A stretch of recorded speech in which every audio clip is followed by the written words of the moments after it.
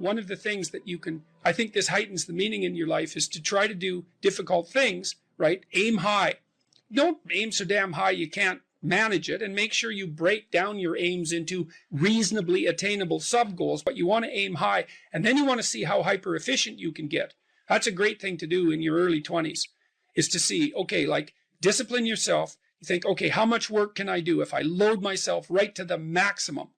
How far can I work? How hard can I work until I exhaust myself? And then you back off, obviously, because the optimal amount of working, productive engagement, let's say, is that which is sustainable across decades. So you have to learn that, but you don't learn that without stretching yourself to your limits to begin with.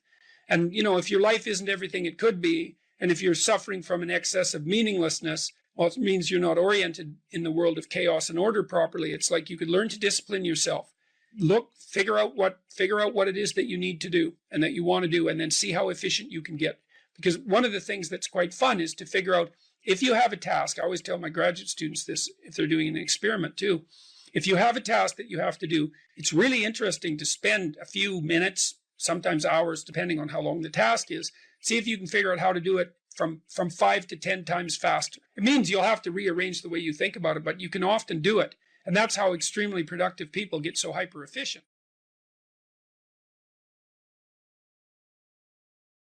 If you don't know what you should do with your life, you don't know who you should be, sometimes you think about that as what career you should pursue. But here's another way of thinking about it. It's kind of a SEAL's ethos that Congressman Crenshaw detailed out. Here's some things you could be. Those are my words. These are his. You will be someone who's never late. You will be someone who takes care of his men, gets to know them, and puts their needs before yours. You will be someone who does not quit in the face of adversity. You will be someone who takes charge and leads when no one else will. You will be detail-oriented, which you discuss a lot in later sections of the book, always vigilant, attentive. You will be aggressive in your actions, but never lose your cool. You will have a sense of humor, because sometimes that is all that can get you through the darkest hours. You will work hard and perform, even when no one is watching. You'll be creative and think outside the box, even if it gets you in trouble. You're a rebel, but not a mutineer. You are a jack of all trades and master of none. And then you follow that a little later with this paragraph, these paragraphs. Be aggressive enough to kill the enemy, but immediately calm enough not to scare the little old lady. You'll be that man who's mentally tough enough to operate in horrific chaos, then immediately transition to tranquility, all without mentally breaking. You will effectively transition from hyper-masculine aggressor to gentle caretaker. You'll be both a warrior and a gentleman. The qualities that made SEAL leaders great were rarely physical in nature. They listened. They empowered their team to be successful, carefully entrusting individuals with additional responsibility. It's a real conservative ethos there. They highlighted good performance publicly and criticized bad performance privately. And so, those are lists of virtues, and maybe they're not the only list of possible virtues, probably not. But if you're lost and you don't know where to start, practicing, you also talk about this idea that this is an Aristotelian idea, that we are our habits. We become what we practice. And imagine if you're lost and you're listening, you think, well, you find some things admirable. Well, you could practice those things, and you can practice them locally and minimally in your own relationships, and you can start to get good at them. And as you get good at them, well, you get better at them, right? And then you can broaden out the scope of your action into a wider purview. So you said here too, let's go for another quote here. Throughout your life, this is very practical advice too, and I think it's very wise from a therapeutic perspective. Throughout your life, you have people you look up to. Okay, so let's think about that. You look up. What does that mean? Why up? Well, up is something that beckons from a distance. It's like a light on a hill, and we automatically assume that those who we admire are people we look up to. So that specifies a distance and a direction, and it's uphill. It's up toward a higher vista, let's say. So there are automatically people who elicit that spirit in you. You have noticed the way. Might also imply that there's some sense of struggle required to get to that point, because it's easier to go downhill than it is uphill. Yes, definitely. That's right. It's an uphill trek. And it also implies judgment, because if someone's above you, then they also serve as a judge, or you serve as a judge in relationship to them, because you compare yourself unfavorably with them. And that can also inspire you to tear them down. That's really the story of Cain and Abel, and that's a major story. You have noticed the way a teacher, parent, coworker, mentor, or friend interacts with others, and you come away thinking, that behavior simply works better. They are respected, admired, and successful.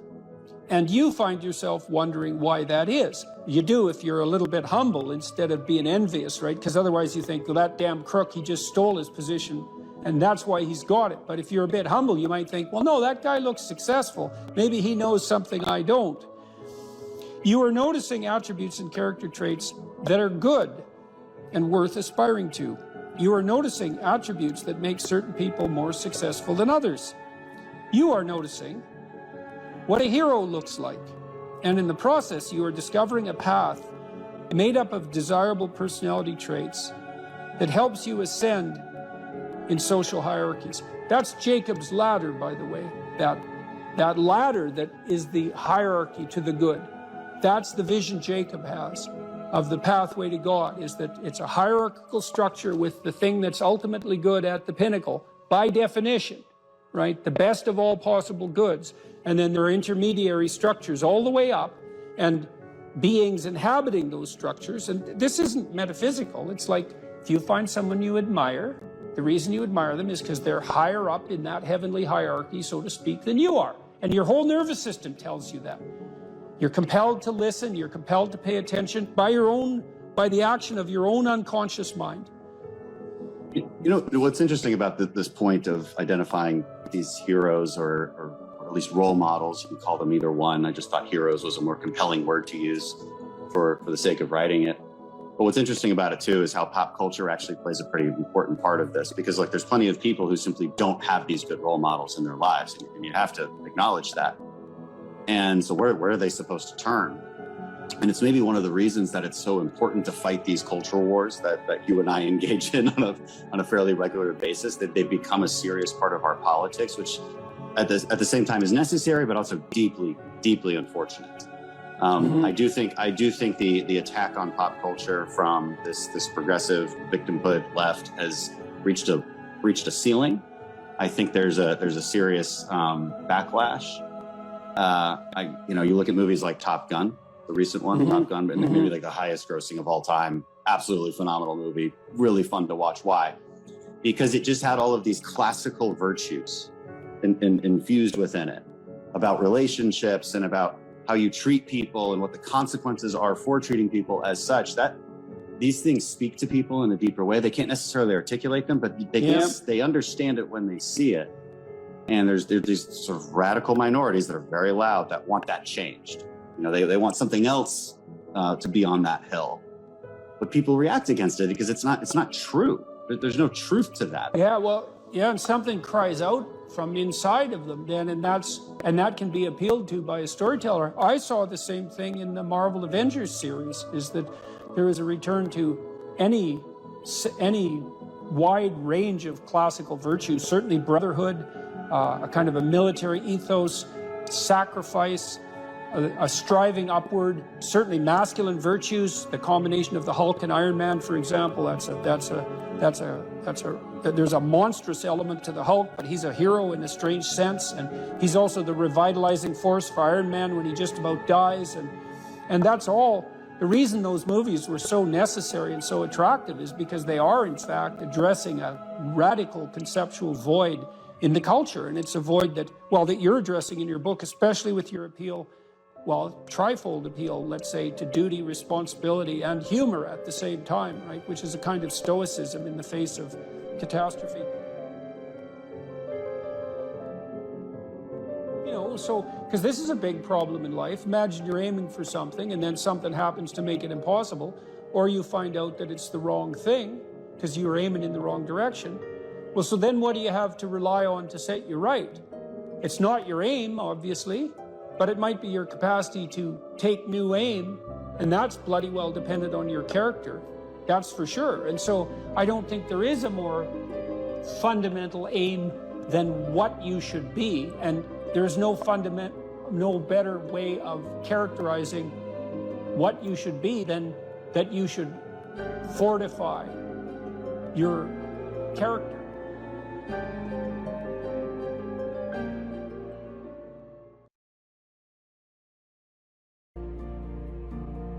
Stop doing the things that you know are wrong that you could stop doing.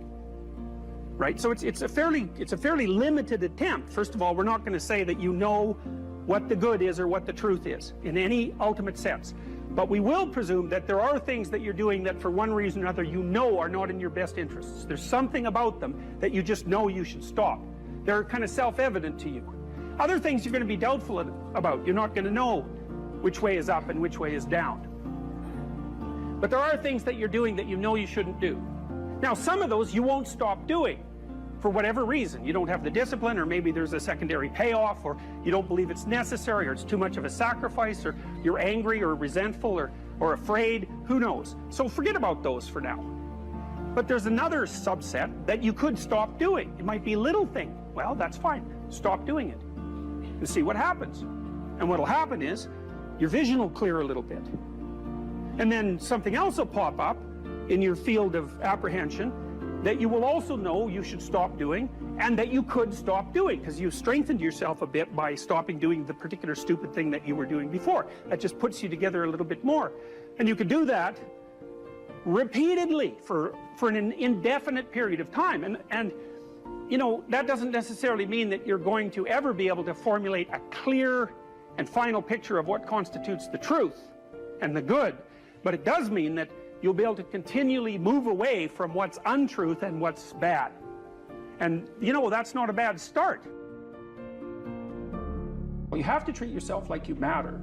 Because if you don't, then you don't take care of yourself, and you become vengeful and cruel. And you take it out on people around you, and you're not a positive force. None of that's good. So you suffer more, and so does everyone around you. And there's a malevolence that enters into it. None of that's good. So that's what happens if you don't treat yourself like you matter. And then, well, what happens if you don't treat other people like they matter? Well, you lie to them, you cheat them, you steal, you enter into impulsive relationships with them. They can't trust you. That doesn't go anywhere. They don't like you. You end up alone at best, and maybe like incarcerated at worst. Like, that doesn't work. And so you watch the people around you who thrive, regardless of what they say. They act out the proposition that everyone matters. And then you have a functional society. And I think, okay, well, if when you act out the proposition that everyone matters, you have a functional society, maybe that's evidence that that proposition is true. It's like, I think it's true. It's unbelievable how little genuine encouragement many people need, and how they had none. No one ever said to them, and meant it, it's not okay for you to be a weak loser. It's not okay. And the reason it's not okay is because you could be way more than that. And it's a crime, an ethical crime, for you to allow all that necessary potential to go to waste. It hurts you, it hurts your family, it hurts the world. Really, really, it does. And people think, oh, okay, I get it. And they do get it, because they know at some level. The other thing people tell me, you know, they say, well, I've been paying attention to your lectures, developing a vision for my life, trying to tell the truth, trying to adopt more responsibility, and things are way better. But the other story is, you've been able to help me put into words things I always knew to be true, but didn't know how to say, which is a good role for an intellectual to play. And so, well, so that's why this all makes me emotional. It's so good, and so much of this has been covered as if it's political. It's not political what I'm doing. It's not political. I don't tell people that they're okay the way they are. No, I say, no, you could be way more than you are. And they're relieved about that, you see, because if you're in a dark and terrible place and someone says you're okay the way you are, then you don't know what to do about that. It's like, no, I'm not. I'm having a terrible time and I'm hopeless. You're okay the way you are. Well, then what? That's it? That's where I am? And what do you want to tell a young person? You're 17. You're okay the way you are. It's like, no, you're not. You got 60 years to be better, and you could be way better. You could be incomparably better across multiple dimensions. And in pursuing that better, that's where you'll find the meaning in your life. And that will give you the antidote to the suffering. People have asked me in my book why I wrote it as an antidote to chaos, because, well, there isn't anything technically wrong with chaos. Chaos is a place of great potential. Well, the question is, what's the proper balance between chaos and order? Chaos, potential, and order. Well, the answer is, look, when you're a kid, you're all potential. It's chaotic potential. It can manifest itself in any number of ways. And maybe you don't want to give that up. So you're like Peter Pan. You want to be a kid forever because you don't want to give up the potential. And you look out in the world and all you see are Captain Hooks, who've lost a hand, who are chased by death because that's the clock in the crocodile. It's already got a taste of him. He's terrified by death and he's a tyrant. Well, I don't want to grow up to be that. So I won't be disciplined at all. Well, that's no good. Because the way the potential transforms itself into actuality is through discipline. And so then as you said, this is the trick though. You have to pick a path of discipline. What path of discipline you have to pick is a different issue. So there could be a rule. The rule might not be follow this rule. The rule might be you have to follow some rules. So it's a meta rule. And the meta rule is you have to discipline yourself. And the issue is, well, how? That's not really the relevant question. You can pick a disciplinary path. That's why I often tell my clients, especially young people, they say, well, I don't know what to do. It's like, that's okay. Nobody does. Go do something. Do the best thing that you can think of. Put the best plan you have into practice. It's not going to be perfect, and it will change along the way. But it will change partly because you become disciplined pursuing the path. And as you become disciplined, you become wiser. And as you become wiser, you become able to formulate better and better plans. So you can start vaguely and confused and develop a plan that's not so great, and you start to implement it, and then you accrue incremental wisdom as you implement your flawed plan, and that enables you to fix the plan. And so that's part of that process of incremental self-improvement as well. You don't want someone else's fate. Man, your fate's enough, and your adventure's enough. It's plenty. It's more than you can ever fully realize. And so that's also part of the reason that we all believe that the individual has some intrinsic dignity. It's don't be so sure that your position and your room is so damn trivial. It might be your attitude towards it that's trivial. And if you're in dire straits and dire circumstances, just look at how much opportunity you have to make things better. Compare yourself to who you were yesterday and not to who someone else is today.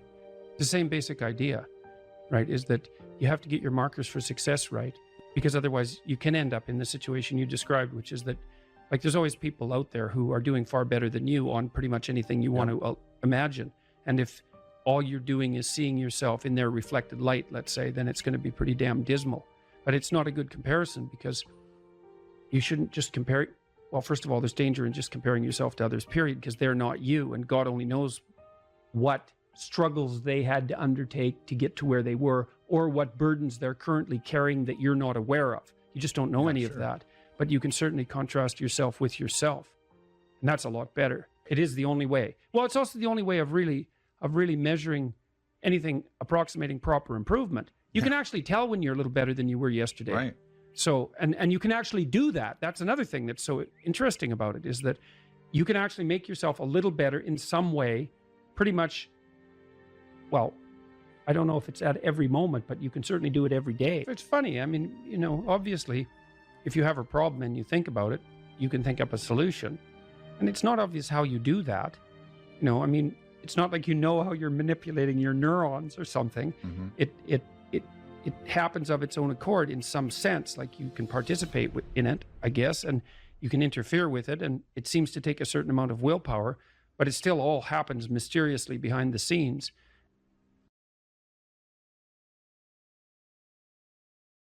what do you think of the skills that people should start to develop in their 20s in general to make them better human beings, more potentially open to success financially, relationship, health-wise? What are 2 or 3 things that everyone should focus on in their 20s? Well, it certainly doesn't hurt to be in good physical condition, so we can walk through it. Stop drinking too much. How do you know if you're drinking too much? You regret what you do when you're drinking. It's interfering with other important goals. It's causing you financial distress. It's getting you in trouble with your friends or your family. It's getting you in trouble with the police. Okay, so stop abusing substances if you can, right? If you see that they're hurting you. And alcohol is particularly pernicious in that regard. So physical health, are you in decent shape? Are you strong and coordinated? And if you're not, well, you'd be better if you were. You'd feel better, you'd be more effective, you'd live longer, you'd be less sick. And you really see that mount up. Like if someone's been in shape once in their life, they age way better. And it's also a really good way of maintaining your cognitive ability. Like, you know, you hear about those exercises that you can do online to make you smarter and keep your cognitive ability intact. Yep. Those don't work.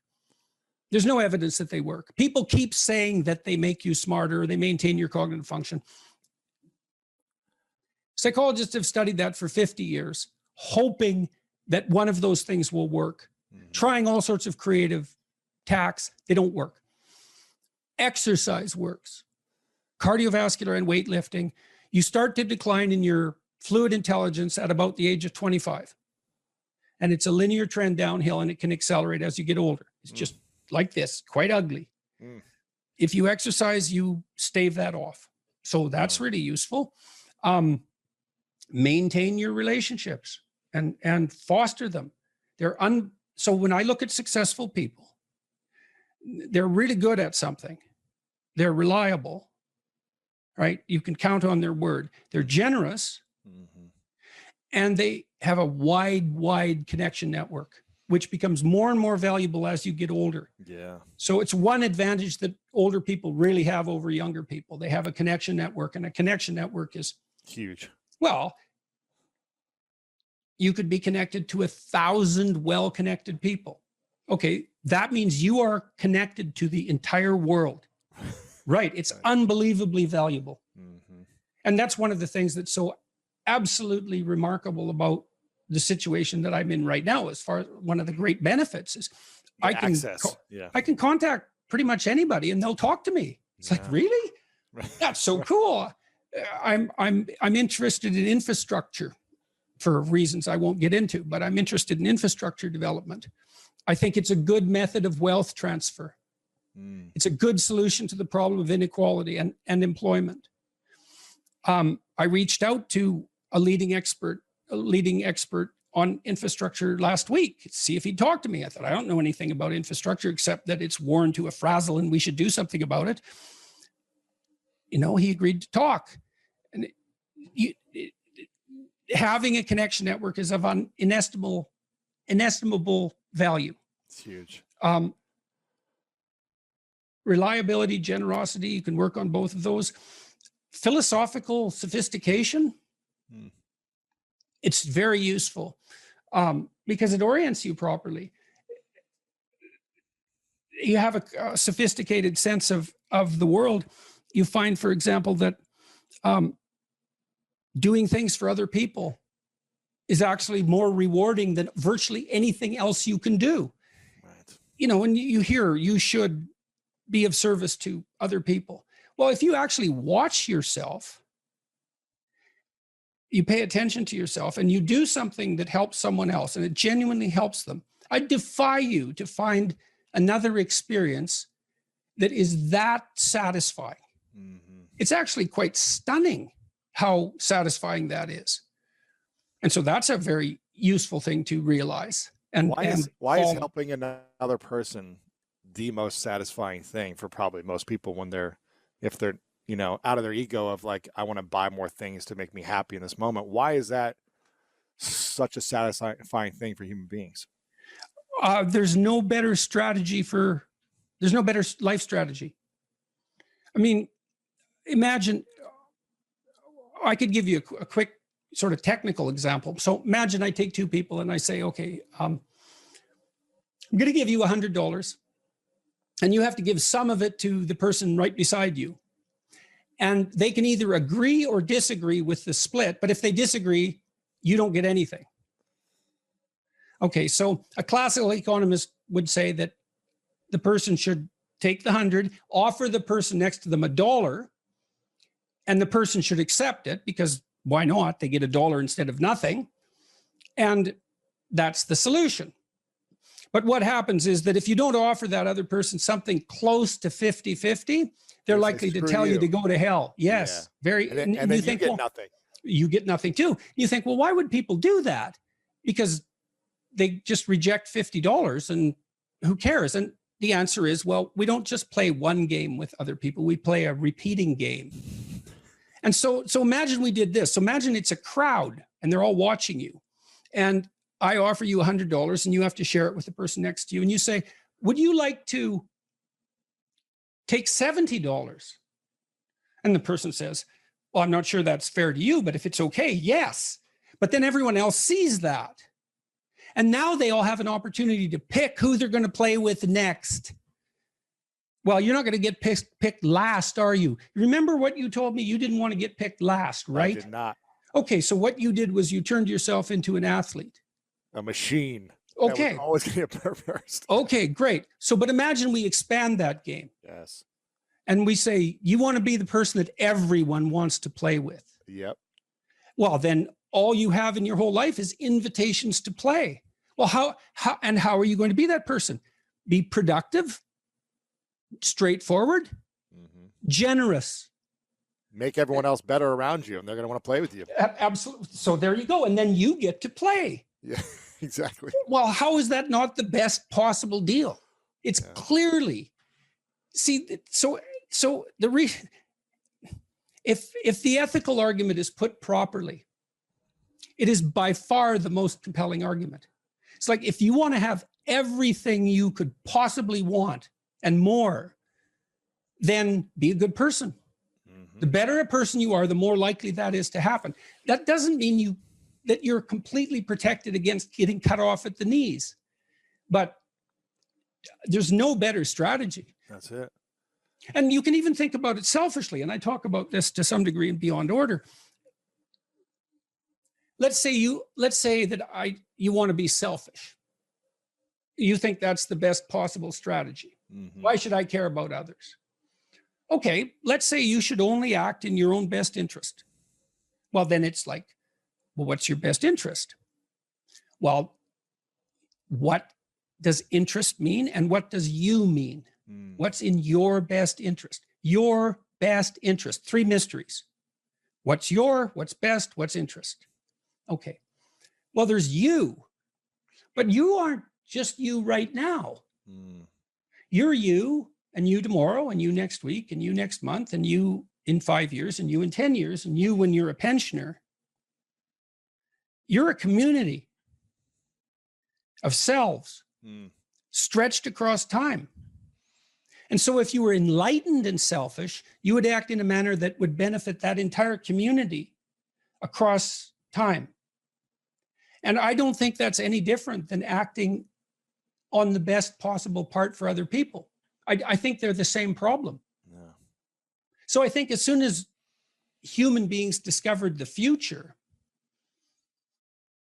we were no longer singular individuals. We're instantly each a community. And then the community ethic prevails. And the community ethic is, I want to win in a way that makes you win. That's the best possible victory. If I win and no one else wins, then what's the point? Well, you think it's a zero-sum game. It's either you or me, or maybe I want the comparative status. But I would say, even if you want the comparative status, let's say you're motivated by that. What what would confer upon you, even hypothetically, more status than to be the most popular person while being chosen for games? I mean, you think about just think for a second about it, because it struck me, that biographical piece. Alfred Adler, who is the psychologist that I talked to you about earlier, he said one of his claims was that many people have a stark memory that sets the course for their life. That's true. A few moments, an instance. Yeah. And you have exactly that. So Adlerian psychology would be of great interest to you, I suspect. Interesting. But partly, you see, what happened was you had a true revelation. You thought, if I'm being picked last, something is wrong. And that's absolutely right. It's unbelievably right. And you played it out first in the athletic domain, but you have to start somewhere. Right. So that's a good place to start. Yeah. Jocko was telling me when we talked this week, he's this tough character, man. You know, and he could have, and I'm not telling tales out of school here, he could have been a criminal, no problem. And he knows that perfectly well. And I'm not saying, I'm not saying that as a slur on his character, partly because I believe the Nietzschean dictum that a lot of morality is just cowardice. And whatever he might be, he's not a coward. Right. And so, and just because you obey the laws doesn't mean you're moral, just might mean you're afraid. In any case, so the question is, well, what socialized this brute? Well, he was taught in the Navy SEALs. Yeah. Take care of your team. That's your fundamental purpose. And he noted, and we had a long discussion about this, the successful guys, man, they've got your back. Wow. Right. You know that above all. Yeah. And if you aspire to a leadership position among those brutes, let's say, and you aren't someone they know to have your back, they're not following. If you work 13% longer hours, you make 40% more money. It's nonlinear. So you think, why is that? Well, imagine you had 10 employees and one of them works an extra 10%. It's not much. Well, how often is that person going to be promoted? Assuming you have a clue as a boss. It's like you're going to look at the 10 people and you're going to think, oh, that guy's always here like 45 minutes early. It's like, why don't we give him the promotion? Obviously, right? So these small edges that you can manage like that, work an extra 10% or extra 13%, have non-proportional payoffs. That's part of the Pareto distribution. So get your sleep cycle organized so you get up in the morning. Learn how to do it. No excuses. I'm too tired in the morning. I don't like mornings. Who cares? That's not relevant. It's like discipline yourself so you can manage it. Schedule your meals, because that's a good disciplinary routine. And then learn to use a calendar, like Google Calendar. Many of you out there do not use a calendar. Okay, a calendar is not a prison, and it's not a tyrant. Not if you use it properly. A calendar keeps anxiety at bay. It makes sure that you do what you need to do, which is important because otherwise you fall behind. But if you use it properly, it also helps you plan what you want to do. So I could say, well, lay out your damn calendar and design the days you would like to have. That's what your calendar is for. So you can put in all sorts of things in there you want to do and that would be good for you. And that's a really good way to start being more industrious. Make a plan. You need a plan for 3 years. You need a plan for the next year. You need a plan for the next 6 months. You need a plan for the next 3 months. You need a plan for the week. You need a plan for the day. You need a plan for the hour. All of that. I make lists constantly of what I have to do. And they're like daily, weekly, monthly, yearly. Right now, I can't look out more than about 6 months, because my life is too complicated and chaotic. But you need a vision of who you could be, what character you could have. 3 to 5 years out, you can't go much farther than that because life is too unpredictable, I think, to make vision that's longer term than that subject to, there's too much chance associated with it to spend a lot of time on. Maybe you can stretch it to 5 years, and in rare cases, you can have a 10-year goal, but it has to be pretty low resolution. But you want plans at all those levels of resolution. You want to write the things down. And because what are you going to do? You're going to stumble around and get what you need? You're going to stumble around and be useful to other people? And it's useful to be useful to other people, you know. They want to work with you then. They want to do things with you. They want to have you around. They trust you. They open up opportunities for you. And if you stumble around like you're blind, you're not going to get anywhere. And then you're going to suffer. And then you're going to be bitter. And then you're going to be cruel. So that's hell. That's a bad outcome. So unless you want that, don't aim for it. Or aim for the opposite, because that's how you get out of it. Make a plan, man. So when I was doing my clinical work, which I did a lot of career work with my clients, both at a beginner level, I would say, like really a beginner level, with people who had no employment whatsoever, no history of employment, who were undereducated and who lacked every skill you could possibly imagine. These were people who were really in dire straits, up to people who were operating at the top of their profession, but who could still strategize forward. And so, for example, let's say you're at a dead end in your job. Okay, so I don't find my work meaningful. All right, so that's a problem statement. It's like, well, why not? I find the work I do repetitive and boring and without spirit. I have a bad relationship or a neutral relationship with my boss who doesn't know who I am. I have problems with coworkers. All of that needs to be differentiated, right, and analyzed in detail. So we might say, for example, let's say you believe that you're undervalued at work, and maybe you are. What you need to do is you have something to say, and we would have to figure out what it is that you have to say. But it would be some variant of, I'm bringing more value to the table than I'm being compensated for, and that's demoralizing me. And it's also not good for you being my boss, because if I'm actually more valuable than is being recognized, then the fact that you're not valuing me properly means that I will become demoralized. I won't work properly, and you won't get the best out of me. So it's bad for both of us. And if your boss is in principle not amenable to such a discussion, then what you should seriously consider doing is finding another job. Okay, so let's say we're going to set you up for this. Okay, this isn't like next week's enterprise, man. This is your life. So the first thing I would ask is, well, do you have your resume or CV in order? Well, I haven't typed it up for 3 years.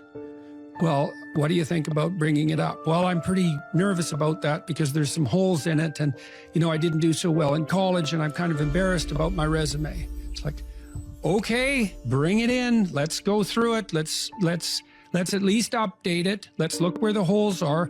Let's look at where the inadequacies are as far as you're concerned, right? This isn't my judgment, it's your judgment. Let's walk through those judgments and see if they're warranted, because maybe you're just too guilty and ashamed and self-conscious and anxious, and you're looking at your resume more critically than someone else would. And maybe there's some holes that you need to rectify. You know, you were 2 courses away from your BA and you dropped out or something like that. Well, maybe we need 6 months to address that. And at least, even if you can't be fully educated, you could be taking some courses online. And so when you went to a new job interview and they said, what about this hole? You'd say, well, I came to terms with that 6 months ago, and in an effort to rectify it, I'm taking the following courses, and here's my plan for completion. That's a really good answer. And anyone with any sense who's interviewing will accept that as an indication that although you're not perfect, and who is, that you have a good plan and that you've thought it through. Like, that's the kind of answer that in all likelihood will cement your candidacy for the position. Okay, so now you're going to go to your boss. Well, you have to have your CV and your resume in order, and you have to be able to stand on it solidly, and which at least means that you're prepared to address the inadequacies in a credible, realistic, believable, and truthful manner.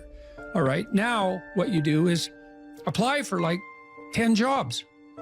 You don't have to take them, but maybe you have to go to an interview or 2 or 3 or 4, and maybe there's a bunch of opportunities out there for you that you didn't even know about. And maybe someone offers you a job. And so now you can go to your boss and say, here's the situation I'm in here at work. Here's my evaluation of the problems in relationship to me. Here's what I could do for you if you gave me a 40% raise and the opportunity to progress, but I'd like to see a plan for that. And I've been looking for other opportunities before conducting this discussion, and I have some. If your boss treats you with contempt at that point and doesn't listen, then perhaps he or she is a little more narcissistic than might be optimal, and it's time to find a new job. But this isn't something you do trivially. And so when you're doubtful, say you're trapped, you ask yourself, well, why am I trapped? And that's a hard question, right? Because some of it's your own inadequacy, a lot of it. And all of the part of it that you can deal with is your own inadequacy. So even if it's unfair, you know, even if you're hemmed in for any number of reasons, inappropriate, like ethnically predicated oppression, let's say, or maybe you're in a workplace that really is sexist in some fundamental sense. Well, that's not good. It's not just, it's not fair, it's not meritorious, all of those things. Man, maybe you shouldn't be there. But what you can do to begin with is every bloody thing you possibly can do to put yourself in the most virtuous and powerful negotiating position possible. And you have to think like a snake in some sense to do that. You got to get the details right. You have to be prepared to bite, and you have to have your eyes on the prize, so to speak. Let's say you want to become who you could be in the fullest sense. So let's say you're someone who's going to solve some serious problems. Okay, the first thing you have to do is admit to the seriousness of the problems. That's no joke. And so the first thing is just the terror of the problem itself. And that's enough to paralyze you, right? And that's the Hydra, that's the Gorgon with the head of snakes. It'll paralyze you and turn you to stone. That's the basilisk in the Harry Potter series. Mm-hmm. You look at it and it turns you to stone and lurks underneath everything, right? And it's malevolence and tragedy. And so there's that. And then the next is, well, you're going to take responsibility for that? You're really going to do that, are you? That's a hell of a load, man. And so it's daunting to even consider that. And then there's the discipline and responsibility that necessitates, which is also daunting. It's like, oh my God, the problem's that serious? I'm really going to have to get my act together in order to not contribute to it, much less solve it. And so the problem is terrible, and then the solution is daunting. But the upside of that is like, well, there isn't anything better to have than a problem that's worth solving, like that's really worth solving, right? And so the more of that you take on, the more you have a reason to get out of bed in the morning, no matter what. Like, I'm getting up, I'm trudging forward. Doesn't matter what I'm suffering from. I've got things that need to be done. They're necessary. And that gives you that sense of purpose that is the antidote to bitterness. Okay, well, let's say you want your life to be meaningful. It's like, okay, then what you do matters. It actually matters. Or how starting to clean up the room changed their life. That's quite fun because it's something I always tell people to do instead of going out and protesting. Jesus, I just can't stand that. Cleaning up the room? Yeah. Meaning? Well, my sense is that if you want to change the world, you start from yourself and work outward because you build your competence that way. It's like, I don't know how you can go out and protest the structure of the entire economic system if you can't keep your room organized. Well, I made a video call, which was called Message to Millennials, where it was called How to Change the World Properly.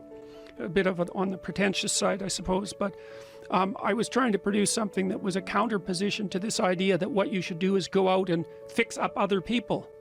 You know, that's just not right. And there's a New Testament line about that, something about, you know, not worrying too much about the log in your neighbor's eye, or about the speck in your neighbor's eye when you have a log in your eye. What would the world be like if people stopped avoiding the things they knew they should do?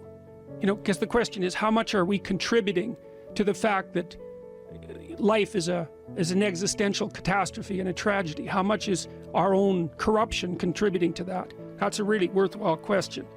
The things you leave undone because you're angry, you're resentful, you're lazy, you have inertia.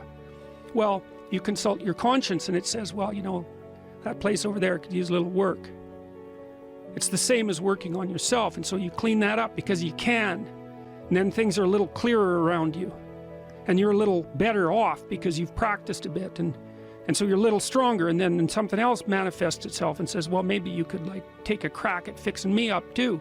So you decide to do that, and then that gets a little bit more pristine, you know, and soon, and it's humble because you're not exceeding your domain of competence.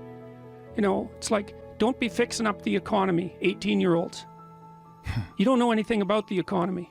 It's a massive, complex machine beyond anyone's understanding, and you mess with it at your peril.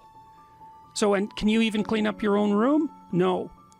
Well, you should think about that. You should think about that. What could you do to improve yourself? Well, let's step one step backwards. The first question might be, why should you even bother improving yourself? And I think the answer to that is something like, so you don't suffer any more stupidly than you have to. And maybe so others don't have to either. It's something like that. You know, like there's a real injunction at the bottom of it. It's not some casual self-help doctrine. It's that if you don't organize yourself properly, you'll pay for it, and in a big way, and so will the people around you. Now, and you could say, well, I don't care about that, but that's actually not true. You actually do care about that, because if you're in pain, you will care about it. And so you do care about it, even if it's just that negative way, you know. It's very rare that you can find someone who's in excruciating pain who would ever say, well, it would be no better if I was out of this. It's sort of pain is one of those things that brings the idea that it would be better if it didn't exist along with it. It's incontrovertible. So you get your act together so that there isn't any more stupid pain around you than necessary. Well, so then the question might be, well, how would you go about getting your act together? And the answer to that, and this is a phenomenological idea too, it's something like, look around for something that bothers you and see if you can fix it. So now you think, well, let's say you go into you can do this in a room. It's quite fun to do it just when you're sitting in a room, like a room, maybe your bedroom. You can sit there and just sort of meditate on it and think, okay, if I wanted to spend 10 minutes making this room better, what would I have to do? And you have to ask yourself that, right? It's not a command, it's like a genuine question. And things will pop out in the room that you know, like there's a stack of papers over there that's kind of bugging you, and you know that maybe little order there would be a good thing, and you know you haven't, there's some rubbish behind your computer monitor that you haven't attended to for like 6 months, and the room would be slightly better if it was a little less dusty and the cables weren't all tangled up the same way. And like if you allow yourself just to consider the expanse in which you exist at that moment, there'll be all sorts of things that'll pop out in it that you could just fix. And you know, I might say, well, if you were coming to see me for psychotherapy, the easiest thing for us to do first would just be to get you to organize your room. You think, well, is that psychotherapy? And the answer is, well, it depends on how you conceive the limits of your being. And I would say, start where you can start. You know, if something announces itself to you, which is a strange way of thinking about it, as in need of repair, that you could repair, then, hey, fix it. You fix 100 things like that, your life will be a lot different. Now, I often tell people too, fix the things you repeat every day, because people tend to think of those as trivial, right? You get up, you brush your teeth, you have your breakfast, you know, you have your routines that you go through every day. Well, those probably constitute 50% of your life. And people think, well, they're mundane, I don't need to pay attention to them. It's like, no, that's exactly wrong. The things you do every day, those are the most important things you do. Hands down. All you have to do is do the arithmetic. You figure it out right away. So 100 adjustments to your broader domain of being, and there's a lot less rubbish, and there's a lot less rubbish around, and a lot fewer traps for you to step into. And so that's in keeping with Jung's idea about erasing once you've got your mind and your emotions together, and once you're acting that out, then you can extend what you're willing to consider yourself and start fixing up the things that are part of your broader extent. Now, sometimes you don't know how to do that. So you might say, imagine you're walking down Bloor Street and there's this guy who's like alcoholic and schizophrenic and has been on the streets for 10 years. He sort of stumbles towards you and, you know, incoherently mutters something. That's a problem. And it would be good if you could fix it, but you haven't got a clue about how to fix that. You just walk around that and go find something that you could fix, because if you muck about in that, not only is it unlikely that you'll help that person, it's very likely that you'll get hurt yourself.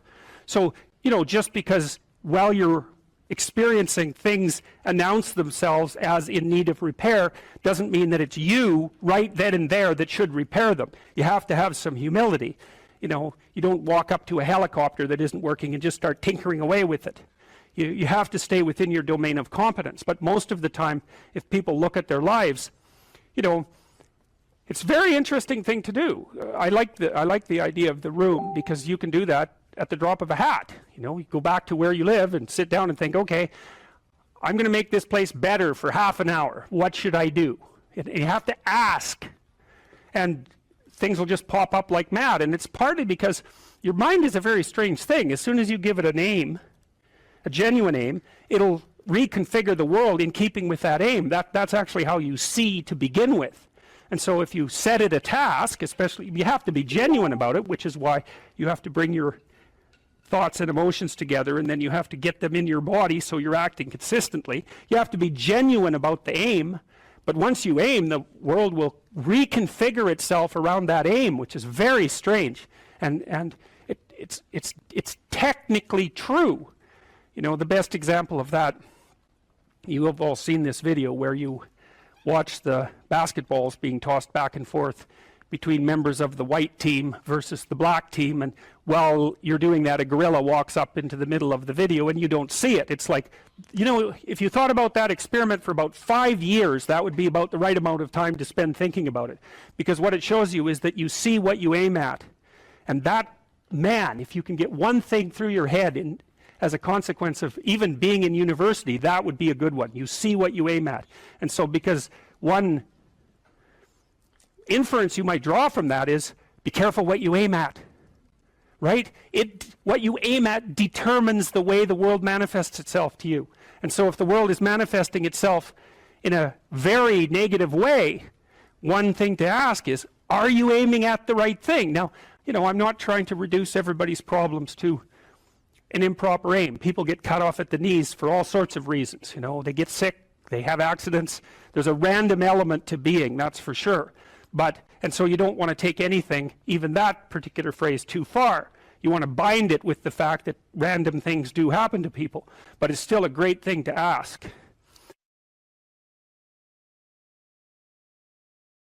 It doesn't matter what your personal circumstances are. There's always something that isn't right near you, isn't correct, isn't laid out properly, that you could just fix if you wanted to. There's no shortage of opportunities to do that. You can do that in your own mind. You can do that in your own room. You can do that in your own household, in your local community. And maybe if you get good at doing it at all those levels, then you can start to look beyond that. If you adopt an attitude that the role that you should play is to make things better wherever you are, however you can, that what would actually happen would be that things would get better wherever you are. The world shifts itself around your aim, because you're a creature that has an aim. You have to have an aim in order to do something. You're an aiming creature. You look at a point and you move towards it. It's built right into you. So that sets up the world around you. It organizes all of your perceptions. It organizes what you see and you don't see. It organizes your emotions and your motivations. So you organize yourself around that aim. And then what happens is the day manifests itself as a set of challenges and problems. And if you solve them properly, then you stay on the pathway towards that aim. And you can concentrate on the day. And so that way you get to have your cake and eat it too, because you can point into the distance, the far distance, and you can live in the day. And it seems to me that makes every moment of the day supercharged with meaning, because if everything that you're doing every day is related to the highest possible aim that you can conceptualize, well, that's the very definition of the meaning that would sustain you in your life. An uphill trajectory is actually even better than being somewhere good, as far as I'm concerned, because one of the things that really makes your life meaningful is the clear realization that you're headed somewhere better than you are now. And then it's even better if you also understand that there's a direct causal relationship between the things that you're doing and the steepness of that incline. There's two modes of being in the world, right? There's one where you adopt the responsibility for living properly, for being properly, and you make the sacrifices necessary for doing that, and then everything will flourish properly.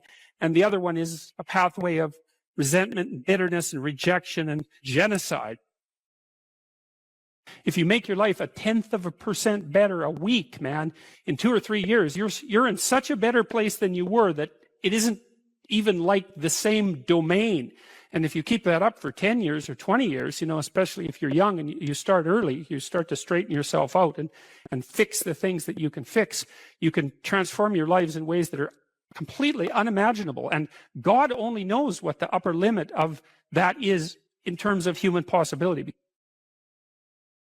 What you're actually made of, what you're made of is what you encounter when you voluntarily encounter the unknown. And so the more you voluntarily encounter the unknown, the more you get made of. And the more you get made of, the more there is to you. And then the more you're good at encountering the unknown and restructuring order and calling forth proper order out of the potential of being. And God, you got to think, why wouldn't you do that since you can do that? The fact that you're fragile is actually a precondition for your heroism, because if you weren't fragile, then there'd be nothing heroic about doing something difficult, right? Because if you couldn't be hurt or damaged or defeated or end up in failure, then where's the moral courage in the endeavor? It has to be that the fragility is built into the courage. People denigrate the opportunities that are right in front of them. And there's no reason to do that, because what's right in front of you is the majesty of being. That's what's right in front of you. It's inexhaustibly complex and full of potential. And there's no reason to assume that wherever you happen to be isn't as good a starting place as anywhere else. Well, I know some people have terrible, terrible lives. They're in situations that are absolutely unbearable. But I also do know that even situations like that can be made a hell of a lot worse by the worst kind of attitude. That's for sure.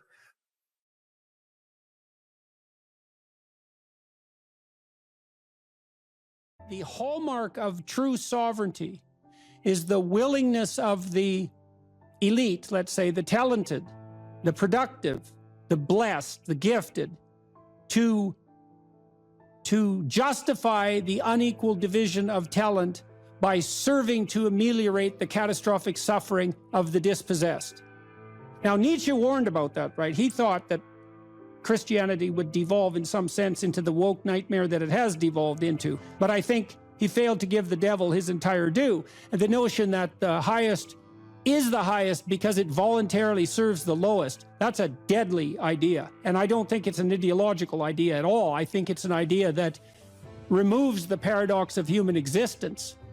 And so there's that, but then there's another insistence in both Judaism and Christianity, and I'm not saying it's limited to those doctrines, by the way, that the way to deal with suffering is not to avoid it or to circumvent it with a shallow hedonism, but to face it intensely, head-on, and voluntarily in its full manifestation.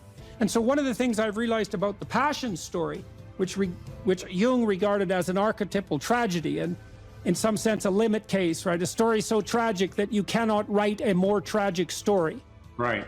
Is that it drags the observer, and so that's all of us in Christendom, through the entire catastrophe of human existence, right? So it confronts you with the mob that's after you, that you are also part of. It confronts you with moral relativism in the shape of Pontius Pilate. It confronts you with the oppression of the totalitarian state of foreigners, let's say, in the guise of Rome.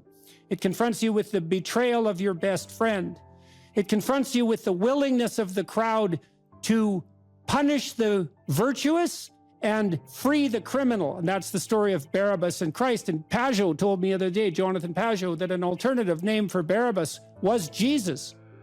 And that what the crowd did was pick the political revolutionary over the spiritual leader.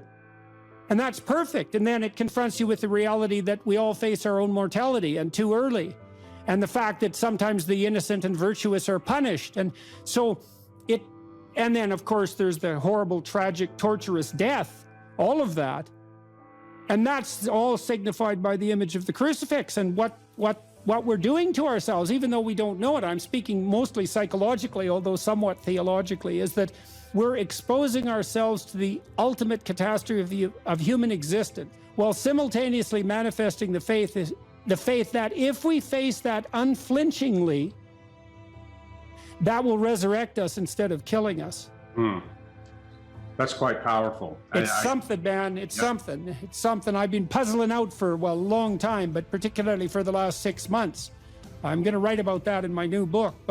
And when I talk to my audiences about that, you know, and I would especially say this has an impact, again, on demoralized young men, and say, look, we don't know the limits to the expansion of your personality if you're willing to face things without deception. And that's a variant of that radical honesty we were already talking about. Don't live by lies. Well, life is rife with injustice, atrocity, and suffering. And so what do you do with that? Do you avoid it?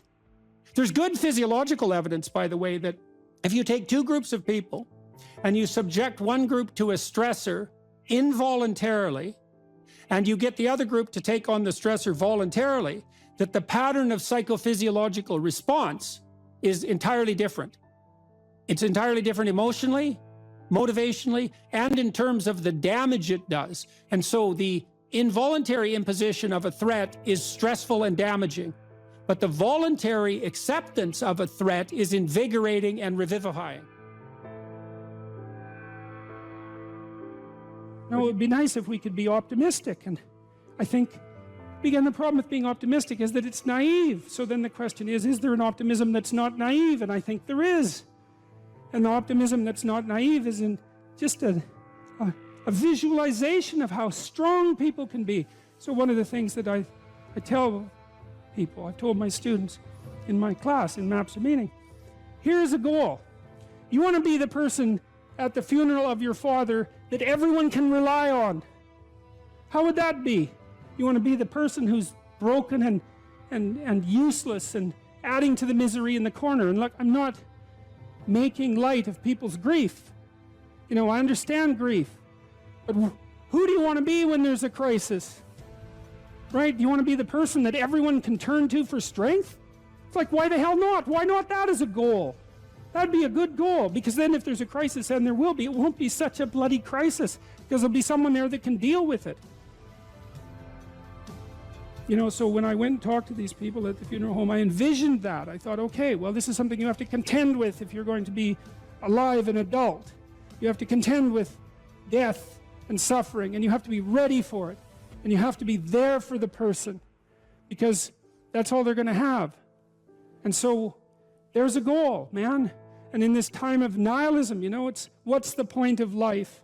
People ask, and they're taught that at universities. What's the point of life? Everything's interpretation. Humanity's a cancer on the planet.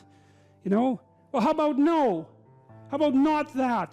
How about that there's something to us?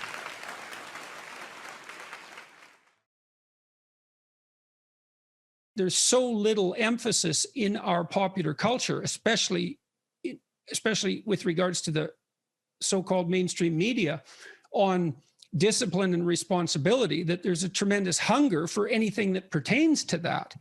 And you have a right to be discussing that, I would say, because of your background, which, if nothing else, required a tremendous amount of discipline. Yeah, and I ended up writing a book called Discipline Equals Freedom. And I'm lucky that I wrote it when I did, because if I would have written it 2 years later, everyone would have said, oh, everyone's talking about discipline now. So yeah, discipline, absolutely. Discipline does bring you freedom in life. And that's something that I kind of figured out over time. I didn't. Well, so what do you mean by that? Like, how did you figure that out? And what do you mean by that? Because they're often, and you know, the classic sort of, what would you call it? Romantic rebel is someone who is free from excessive order, let's say. They see freedom and discipline as antithetical, rather than seeing one as a precondition for the other. And so how did you learn that discipline was a precondition for freedom? If I've got the equation, how did that manifest itself in your own life? So we'll start off by saying this, and look, I was a young kid. I joined the Navy to go in the SEAL teams. I went through SEAL training. I showed up at a SEAL team, SEAL Team 1. And when I got there, and as I look back, this is a very powerful thing, even though it's very simple. So I'm 19 years old when I show up at SEAL Team 1. I'm done with the basic SEAL training. And I have a goal in my head, which is this. I want to be a good SEAL. Mm-hmm. That's what I want to do. That's like, I don't know about anything else. This is what I want to do. That? I want to be a good SEAL. That's what I want. I want to be a good SEAL.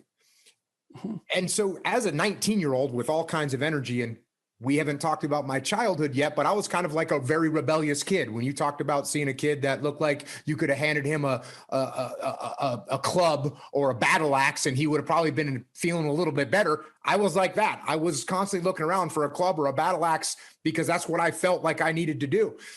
And it was beautiful because I was running around the woods as a young kid playing Army. And I just went and actually played Army. That's what I ended up doing. So I never really had to force myself into some mold that I didn't want to be into. So I got to SEAL Team 1, and now I just want to be a good SEAL. That's what I want.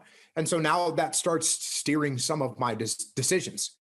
And for the most part, it steered my decisions in a decent direction. Now, there were some times where, as I look back now, what I thought was a good SEAL was a little bit off, but luckily it wasn't 180 degrees off. It might've been off 30 degrees or 40 degrees. Right. And as I got older and more mature and I figured out more about what that ideal should look like to me, and I could keep chasing that ideal, that was good. But even to be a 19-year-old kid with a 70 or 80 degree corridor to move forward in is not a bad thing. No, it's a gift. It's a gift. Exactly. Mm-hmm. So then I'm looking around at other SEALs that were older than me and more senior to me and trying to figure out which one of those guys is a good SEAL. Yeah. And what I realized was that the guys that were working harder, for the most part, were good SEALs. Now there's just some people that are just way talented. Right. And they could show up, 3 minutes before a run or 3 minutes before we do a shooting competition, and they could just walk through it. No problem. Right. And that's great for them. It wasn't me. I'm not that great at anything, but I saw other guys that might not be great at anything either, but they worked hard. They showed up to work early. They did the drills that they were supposed to do. They had discipline. And when you have has amalgamated statistics, and I hope I get this right, but it's approximately correct. If you work 10% longer hours, you make 40% more money. Right. And so, and I think your comments about talent are also dead on. It's like in any field of enterprise, there are people who are phenomenally gifted. And then if they work really hard, they're even more phenomenally gifted, right? Those are the people who break records. But that talent apart, hard work actually works. And with virtually everything, it might not make you the best at whatever it is you're pursuing, but it will certainly make you better than you are. And then I have this new book. I hope you got a copy because did you get a copy? Okay. So I'm bringing it up for a particular reason. I have a chapter in this book called, there's two that are relevant. Imagine who you could be and then aim single-mindedly at that. That's one. And then the course, or what would you call it? A complementary chapter is work as hard as you possibly can on one thing and see what happens. And that's also predicated on this idea that discipline is a precondition to freedom. So you were fortunate, like you had this goal, right? So that meant you had a goal, which is a really big deal because you could learn about goals. You had a sense of a higher mode of moral being, that I would rather be a good SEAL than the person I am now. Well, it's a code of behavior and a way of perceiving. So there's an ethic in that. And then you said as well, your conception of what good SEAL meant changed as you matured, but that's also fine. It wouldn't have changed unless you would have pursued that initial only partially accurate goal. And so that's also a really good thing for people to understand is like, if you don't know what you're doing, aim at something. Is it the right thing? No, but it's better than just shooting randomly. So you aim at something, and then as you aim and you move towards it, you're going to find out why you're wrong. And then you might recalibrate your aim. And that's going to happen over and over, because as you move towards a goal, it recedes or it broadens, or it recedes and broadens. And otherwise you'd run out of things to do. There's this old story in King Arthur where the knights go off to look for the Holy Grail, which is either the cup that Christ drank out of at the Last Supper, or the cup into which the blood that gushed from his side was poured when he was crucified. The stories vary, but it's basically a holy object, like the phoenix in some sense, that's a representation of transformation. So it's an ideal. And so King Arthur's knights, who sit at a round table because they're all roughly equal, go off to find the most valuable thing. And where do you look for the most valuable thing when you don't know where it is? Well, each of the knights looks at the forest surrounding the castle and enters the forest at the point that looks darkest to him. And that's a good thing to understand, because the gateway to wisdom and the gateway to the development of personality, which is exactly the same thing, is precisely through the portal that you do not want to climb through. And the reason for that's actually quite technical. This is a Jungian presupposition too, is that, well, there's a bunch of things about you that are underdeveloped, and a lot of those things are because there's things you've avoided looking at because you don't want to look at them, and there's parts of you you've avoided developing because it's hard for you to develop those parts. And so it's by virtual necessity that what you need is where you don't want to look, because that's where you've kept it. And that's why there's, an idiosyncratic element of it for everyone. Your particular place of enlightenment and terror is not going to be the same as yours, except that they're both places of enlightenment and terror. So they're equivalent at one level of analysis and different at another. So anyways, back to fiction and what it does. It distills truth, and it produces characters that are composites. And the more they become composites, the more they approximate a mythological character. And so they become more and more universally true and more approximating religious deities. But the problem with that is they become more and more distant from individual experience. And so with literature, there's this very tight line where you need to make the character more than merely human, but not so much of a god that, one of the things that happened to Superman in the 1980s, Superman started out, he's got a heavenly set of parents, by the way, and an earthly set of parents, and he's an orphan like Harry Potter. Very common theme is that when Superman first emerged, he could only jump over buildings, and maybe he could stop a locomotive, but by the time the 1980s rolled around, like, he could juggle planets and, swallow hydrogen bombs, and, he could do anything. Well, people stopped buying the Superman comics because how interesting is that? It's like something horrible happens and Superman deals with it. And something else horrible happens and Superman deals with it. And it's like, that's dull. He turned into such an archetype. He was basically the omniscient, omnipresent, omnipotent God, and that's no fun. It's like God wins, and then God wins again, and then again God wins, and so then they had to weaken him in different ways with kryptonite. So green kryptonite kind of made him sick, and red kryptonite, I think, kind of mutated him, if I remember correctly. And anyways, they had to introduce flaws into his character so that there could be some damn plot, and that's something to think about. There's a deep existential lesson in that your being is limited and flawed and fragile. You're like the genie, which is genius in the little tiny lamp, this immense potential, but constrained in this tiny little living space, as Robin Williams said when he played the genie in Aladdin.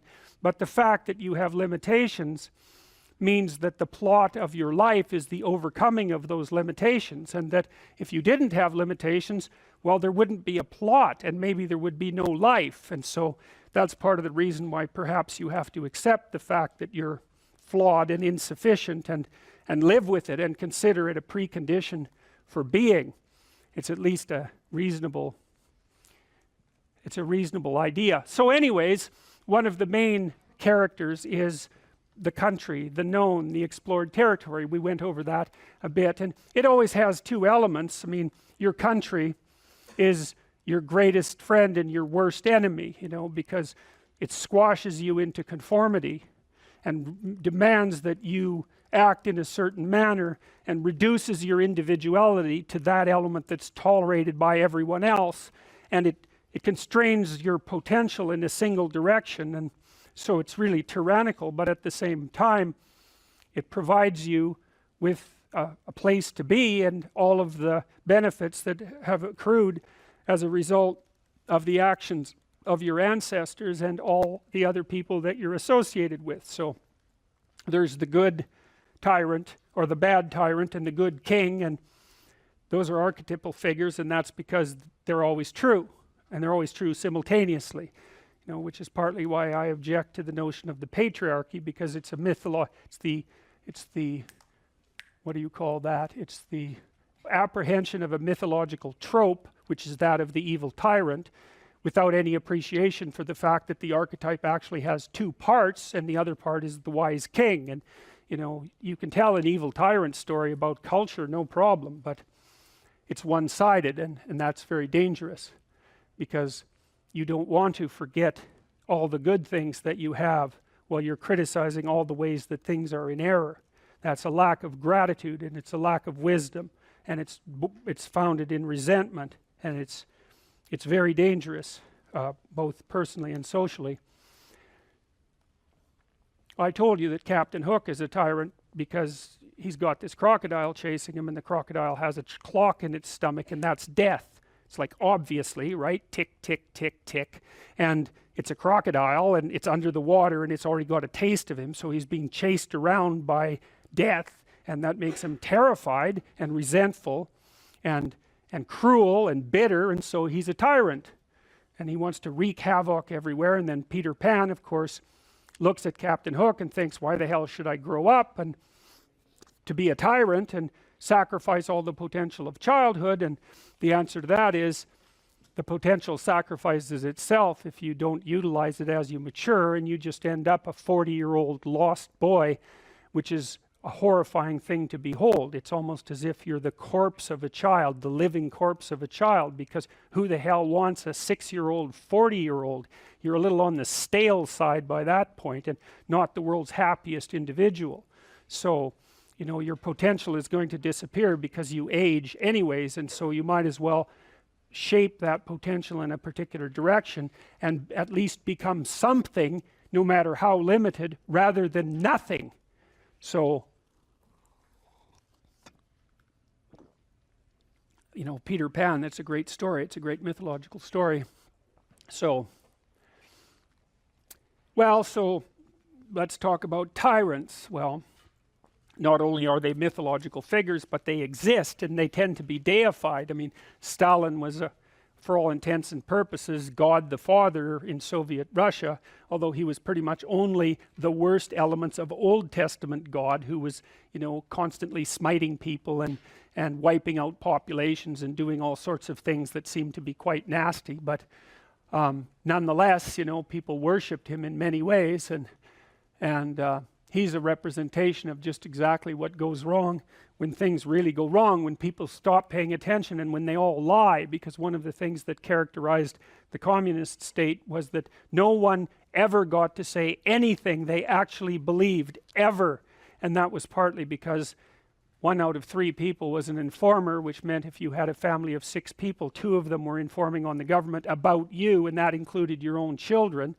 And if you were an informer, you were often amply rewarded by the state, so that if you lived in an overcrowded apartment building with 3 families in the same flat, and you informed on, you know, the woman down the hall that you didn't like, she got shipped off to the old concentration camp, and you got her apartment. And so that was a lovely society, and it only killed about 30 million people between 1919 and 1959. So that's what happens when the archetypal structure gets tilted badly, when people forget that they have a responsibility to fulfill as citizens, as awake citizens who are capable of stating the truth. And the archetype shifts, so there's nothing left of the great father except the tyrant, and let's not have that happen. I mean, the one on the right is really interesting because consciously or unconsciously, you know, there's Stellan surrounded by what is for all intents and purposes fire.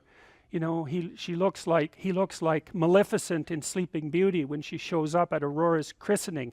You know, she puts her arms up in the air and green fire surrounds her. It's like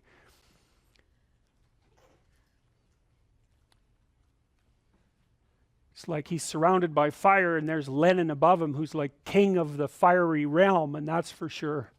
So I mean, all the terrors that happened in the Soviet Union didn't start under Stalin, they started under Lenin, and Stalin was definitely Lenin's legitimate son, let's put it that way.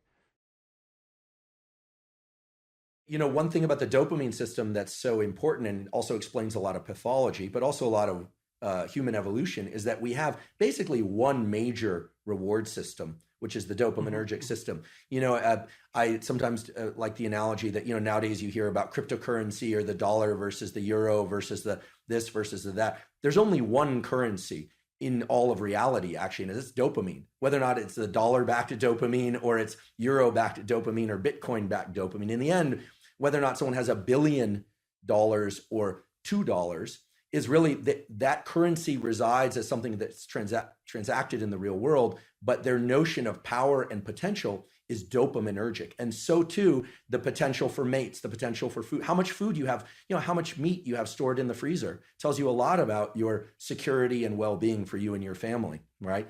And that is translated into a dopaminergic internal representation of how safe and secure you are, et cetera. So this system of fear versus confrontation taps directly into the dopaminergic system. And there's a beautiful set of studies that were done in the 1960s, published in the journal Science, as you know, one of the top journals to publish in. Again, this is not work that I did, but where they gave people, human beings, the option to stimulate a number of different brain areas, just sitting in the clinic. And some brain areas would evoke feelings of drunkenness, others would evoke feelings of anger, others of sadness, others of sexual arousal. And the area that these subjects all preferred to stimulate the most, in fact, they would just sit there and lever press pretty much all day long, was this midline thalamus area. And the subjective feeling that they reported, I find this interesting and would love your thoughts on this, is one of mild frustration, anticipation of something, although they didn't know what. Yeah, anticipation. And it's this idea, I think, that it's tapping into the dopamine system. And the dopamine system... Well, the dopamine system says something good is going to happen. That's right. The key... It says something good is going to happen. Something good is going to happen. And it's an appetitive state in some sense, because it doesn't signify the acquisition of... It's not satiating. Right. It's appetitive. That's right. And so it drives you forward. And you might think that being driven forward would be unpleasant, but if you're, in some sense, if you're activating the systems that drive you forward voluntarily, then that's the most positive form of positive reinforcement you can have. I think I read animal researchers who said that when they watched animals who were bar pressing to receive stimulation in those brain areas, the animals would look forward as if something was about to appear that they wanted to have appear. Incredible. So that was part of that apprehension. Part of it's a hope system in some sense. Right? It's the elicitation of hope. That's right. You know, it's dopamine, and here I'm robbing words from others, like my colleague Anna Lemke, who, you know, it's not about having, it's about wanting. It's not about pleasure as much as it is about craving and motivation and drive. And something critical about And Panksepp called it seeking. Yeah, brilliant. I never met Panksepp. Did you? You met Yak? I met him online. We were in a neurological chat room, so to speak, for a neuropsychological chat room for about 5 years, and I had a chance to interact with him a fair bit in that. So that was really good. I'm envious. He's done beautiful work, and thank you for calling people's attention to his work. I know you've done that many times, and such key work. The dopamine system is in touch with the autonomic system, sure, because it has to register success versus failure of some pursuit. The prefrontal cortex is actually part of the dopamine reward system. People often overlook this, and then we just think about nucleus accumbens and ventral tegmental area. But the prefrontal cortex, because as you pointed out before, it is generating possible outcomes, different rules, different selves are being projected into the future. You can think the 2 marshmallow task, the classic, give kids the option to either have a marshmallow now or wait and have 2 marshmallows, and the cute little videos of the kids, in the room with the marshmallows, sniffing it, talking to it. Occasionally a kid will just stuff it in his mouth. Another child will turn away, delightful, right? And all sorts of ideas have come about how they do in life versus if they can wait or not wait. In any case, that's dopaminergic anticipation. The key thing with dopamine, I think, that encapsulates the most of it is this notion of reward prediction error, which is very simple. If you are excited and anticipating something, you are generating some internal sense of the probability of it happening. We're going to the ice cream store, kids. Let's go. We're going to have ice cream. We have ice cream. It's closed. The disappointment that they experience actually brings them far lower than they would feel, much more sad than they would feel than had you not told them you were going to get ice cream, which speaks exactly to what you were saying, that it's an anticipation signal. So dopamine's going up, we're going to get ice cream, and then no. So it drops below baseline. They would have been better off being not told they were going to the ice cream store. Just drive right by it. The danger of hope. The danger of hope. If you anticipate that it's going to be open, and again, this could translate to any scenario, and it's open, there's a dopaminergic signal upon receiving the reward, but it then drops a little bit. This is the basis of addiction, actually. Drops a little bit below baseline transiently. So we always think of the ice cream is the reward. Well, actually, the reward was right before you had that first lick of ice cream because you know you're going to get it. This is also true of sexual behavior. It's true of people who sell a company or they're anticipating something exciting, or of a wedding. It also sort of partially explains this notion of postpartum depression, where people are so excited about something, the delivery of a child or something, on the arrival, and then for some reason they feel let down. It's because the anticipation was that great. So many scenarios. There might be an exhaustion component there too. Well, it's also the case, if I remember correctly, that dopamine kick. So imagine what it does is backtrack the neural systems that were activated as the reward was approached. So then it feeds back reinforcement, not reward, but mediates cellular growth and maybe myelinization. It's increasing the efficiency of the neural connections of the systems that were activated just prior to receiving that reward in the order they were prioritized. That's right. In the order they were manifested. So the closer the behavior is to the receipt of the reward, the more it's reinforced and more likely to be manifested in the future. And then there's a decay function going back in time. And that's partly how an addictive subpersonality can grow too, right? Because you can imagine that there's a certain state of mind that you're in. Maybe it's a state of something approximating nihilistic hopelessness that grips you every time you're motivated to seek out your favorite drug. And that's fairly far back in the activation chain, but it's there every time you take a hit. So what happens is the dopaminergic reinforcement produced by the drug reinforces that nihilistic hopelessness that drives the drug-seeking behavior. That's right. And that's how, in part, you develop a monkey on your back. Yeah, I love the example, even though I'm sad that it happens for people. I love the example because what you're saying is that, and it's exactly right, that the memory for events and states of mind and emotions that preceded a successful collection of reward or arrival at reward is set into a huge number of motor commands, some of which are subconscious. And Right. And the ultimate dopamine signal, actually, I experienced this the other day. I can give an example. My girlfriend and I decided to go to the beach. We were going to go do this little ritual that we've been talking about doing for a while. And I had on a piece of paper what we had written out we were going to do. And I had it in my back pocket. And we got to the ocean and the sun was setting. It was sort of perfect timing for this. And the piece of paper was gone. And I thought, oh my goodness, how did I screw this up? Like, of all the things, I'm supposed to, I'm 47 years old. This is not like I should be able to do this, that Get your I act blew together. it. I blew it. So I went back to the car, long walk, looking everywhere. It was not a windy day, but I thought, gosh, where's this piece of paper? Looking around, didn't find it. Went all the way back to the car, wasn't in the car, came all the way back. And I was walking toward her. I saw her and I thought, okay, this is really embarrassing. I'm going to just have to wing it or remember. We didn't have our phones intentionally either, so we couldn't look it up. And then I saw the piece of paper on the beach and it was partially buried in the sand. I picked it up and I was elated. What happened there was my dopamine had dropped way below baseline because I was disappointed that I'd lost it, disappointed in myself, etc. And then I found it. Right. And right. so your anticipation was for nothing. Exactly. So you got punished by yourself for that. Exactly. Because that should be eradicated. If you're highly anticipatory and it doesn't make itself manifest, then you were seriously wrong. So you're going to take a emotional hit as a consequence of that. I think that's also associated, that emotional hit, that pain that you feel, I think that's actually associated with the beginning stages of the death of the systems that mediated that initial response. Because you should eradicate systems that make you anticipate that don't work, right? And that means those systems, which are already instantiated and alive in some sense, have to decay and die. And it strikes me as highly probable that you're going to pay a price in something approximating pain for the death of those malfunctioning systems. It's also why, because why wouldn't they fight for their lives to some degree? Why wouldn't they resist the decay and death that might be necessary to keep you going? Why? There should be some pain associated with that logically, because it is a biological transformation. Yeah, it's an interesting lens to view it through. That self image that I had in that moment of, I'm the responsible partner who can take care of a simple thing, right? For this nice little ritual that we'd been talking about doing for a while. I failed, right? So that part. Well, it's also so interesting. You think about that. This is a depressive cascade, and it's very hard to bind, because imagine you anticipate something and then you make a mistake. Now the question then becomes, how significant is the mistake?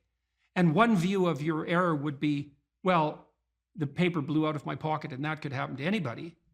And the more catastrophic interpretation would be, and it's an extension of the thought path that you started to walk down, well, I'm near 50 years old, I should be much more responsible than this, and there's something wrong with me as a person. And then a depressive person would go even further. They'd say, well, not only is there something wrong with me in this decision, this is a decision like every other decision I make right now. I never make a good decision. In the past, I've never made a good decision, and there's no way I'm going to change in the future. And so the depressive takes that punishment response, let's say, that's a consequence of failed anticipation, and can't bind it. It just takes out all of their potential future selves. That's a good way of thinking about it. Yeah. And so then they're in a depressive pit. Yeah, so that's too much learning from failure. Right.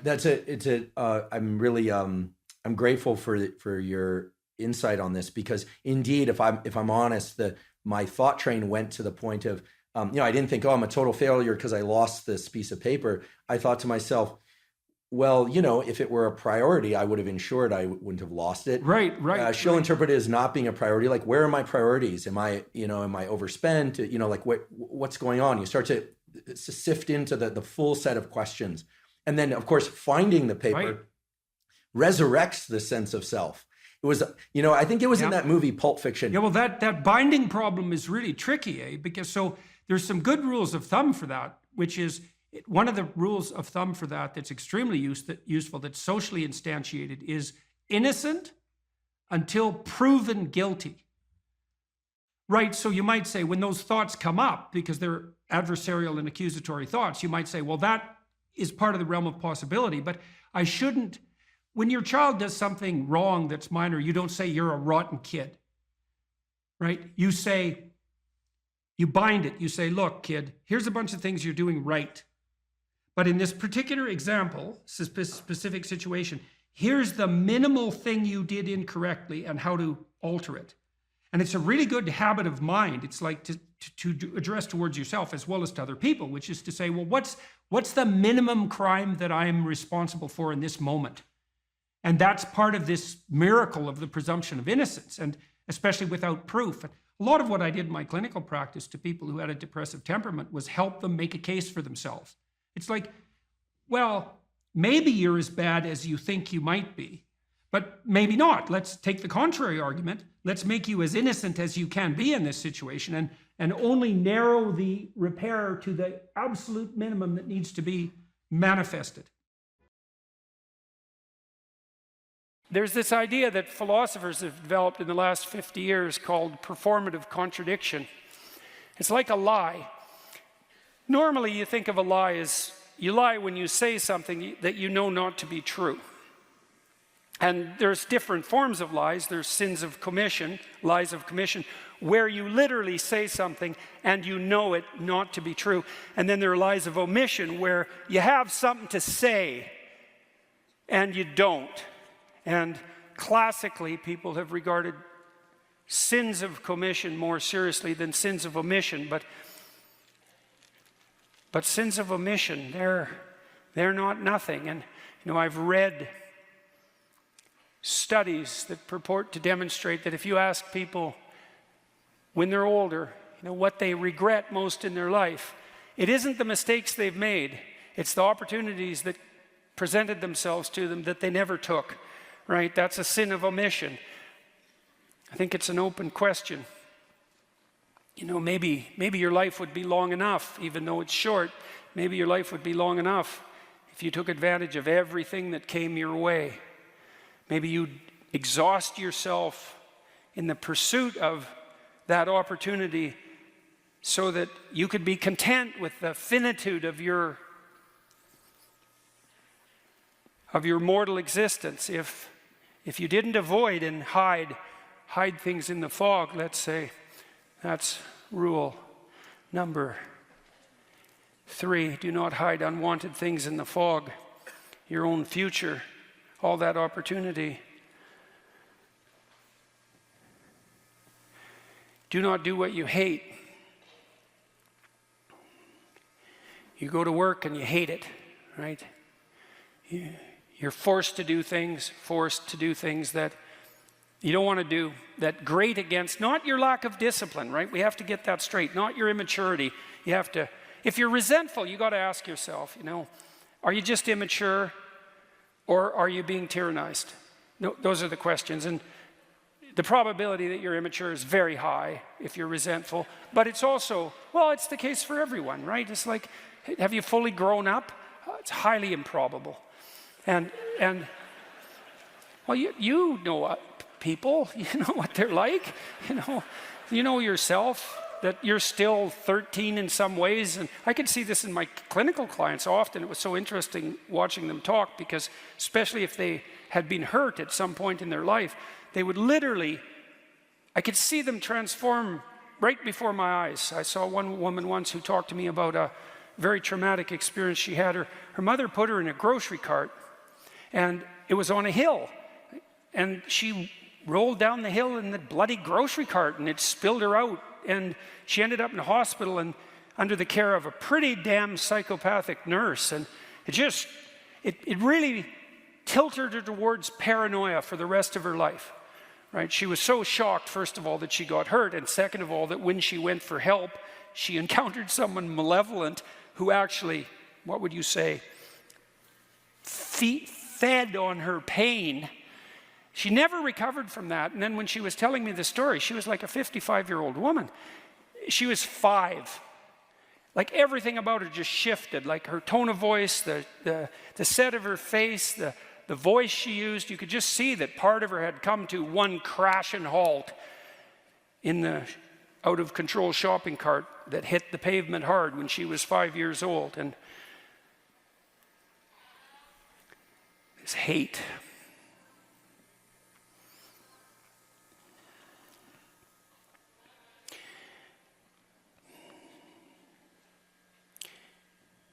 There's this idea in the New Testament. It's a very tricky idea. There's one unforgivable sin. People have argued forever about what that is. Because the idea that one of the ideas our culture is based on is that if you've made mistakes in your life, but you admit to them, so that's to confess, let's say, and then you repent, which is to figure out what the hell you did wrong and decide to do better in the future. And that can be very hard if you did something really wrong, so it's not like it's an easy thing to do. It's difficult in proportion to the magnitude of your failure to aim, let's say. But that if you do that properly, no matter how far you've strayed, that you can be set back on the proper path, right? That you can be forgiven and that you can then move ahead. And we better hope that's true, because there isn't anybody anywhere who hasn't done many things that were pretty damn dark. And if it was all only the case that we were done when we made a mistake, then, the jig's up for everyone. And so you need justice, because you can't get away with everything or even anything, perhaps, but you need mercy too. And mercy is, the same You apply that to your children as well. You know, they make a mistake or multiple mistakes, and perhaps even more so when they're teenagers. And the basic rule is still, you know, try to do better and you're still welcome, fundamentally. And that's a good rule. That's a really good rule. What would interfere with that process of redemption, let's say, and maybe that's your decision not to abide by the dictates of your own conscience. And so you tell yourself, I shouldn't be doing this, whatever it happens to be. Maybe you don't find your job meaningful, and not that that's a simple problem, or maybe you're really called upon to do things at work or in your family life, or just to save your good name that really do disturb you, and yet you do them anyway. And then you practice doing that. You make that into a habit, and everything you practice, that becomes you. This is true neurologically. If you repeat something over and over, if you practice it, you build the biological structures that make you an expert at that. And so if you're practicing violating your own conscience with a performative contradiction, this other form of lie, this willingness to act out things that run contrary to your own sense of morality, right? So you act out a lie. Well, then you become the embodiment of a lie. And, well, there's endless metaphorical speculation about the spirit of the lie, right? I mean, that's one of the characterizations of the great adversary of mankind, you know, is the prince of lies. And you allow that to take up its residence within you because you're rationalizing doing what you hate, then you do that at your own peril. And if you get really good at that, maybe there's no way back. The danger of being an actor, you know, is that you become the actor and then you lose you, obviously. You replace you with that falsehood, and that will make you bitter, to lose you in the service of a falsehood. And then, you know, once you're bitter, then you're vengeful. And once you're vengeful, then you're, what's next? Fratricidal. That's Cain, by the way. And once you're fratricidal, the next step is homicidal. And the step past that is genocidal. And, you know, you can walk down all those steps, and people have lots of times. And every one of us has something in us of all of that. That's for sure. And you don't want to practice that. I have no direction or goals in my life at the moment. What can I do to regain my compass in life? Well, you talked about that a little bit in your intro. So there's this line in the New Testament, which is kind of mysterious, you might say. But it's really an instruction set. And the line is approximately, knock and the door will open, ask and you will receive, seek and you will find. And you think, well, no way, that can't possibly be true. But it's true if all of that is undertaken seriously. So one of the things that Tammy and I learned to do when we were trying to adjudicate our arguments, and we both tried to abide by that, was like, if I'm upset with her, let's say, it's clearly because she's done something wrong. One of the things that I'm required to do is let her know what my conditions for satisfaction are. It's like, what do I want? And I have to be able to tell her. And I might object, well, if you loved me, dear, you'd know what I want. And people say that to each other all the time, and they should immediately get slapped for that. It's just like, I'm too stupid to know what I want, let alone figure out what you want. You don't even know what you want. So it's good to kind of clue your partner in. Here's what I would, now that doesn't mean once you let the person know that they're necessarily going to deliver it, but they might, especially if you also allow them the luxury of doing it stupidly and badly, at least to begin with. You know, your wife might tell you, when I put some effort into getting ready to go out, I'd like you to say something nice. It's still a bit vague. It's like, okay, dear, exactly what would you like me to say? Well, that's an annoying thing for your wife to have to think through, and it's annoying for you maybe to have to mouth those words, but, you could do it stupid and badly 20 times and maybe get a little expert at it, and by the 100th time, you're like world expert at compliment deliverer, and you can encourage her to pursue her interest in attire, let's say, and why isn't that a good thing for both of you? And so, but that's all dependent on whether or not you're willing to let yourself know what you want. And that's all dependent on whether or not you're willing to ask.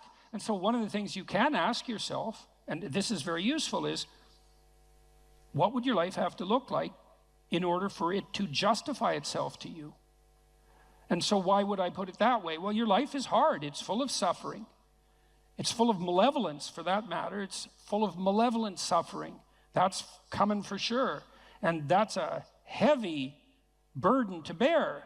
And you might say, well, it's so heavy that nothing at all could possibly justify it. And I think that's not a productive attitude. I think if you watch your life, you see that there are things that will grip you that do appear to justify the weight of existence. And I think you can commune with yourself, which is a form of thought. It's a form of meditative prayer, but that's a form of thought. And the thought is, what do I want? If I could have what I wanted and needed, what would that look like? And you might say, well, why would I associate thought with meditative prayer? It's like, well, what the hell do you think you're doing when you're thinking, if it isn't praying? It's the same thing. You first of all, you formulate a question. What do I want? And then you ask it. And you might say, well, who are you asking? Well, you're asking yourself. That would be the classic modern answer. It's like, well, if you're the person with the answer, why did you have to formulate the question? And so what are you doing when you formulate the question? And what you're doing, really, what you're doing is you're opening yourself up to revelation.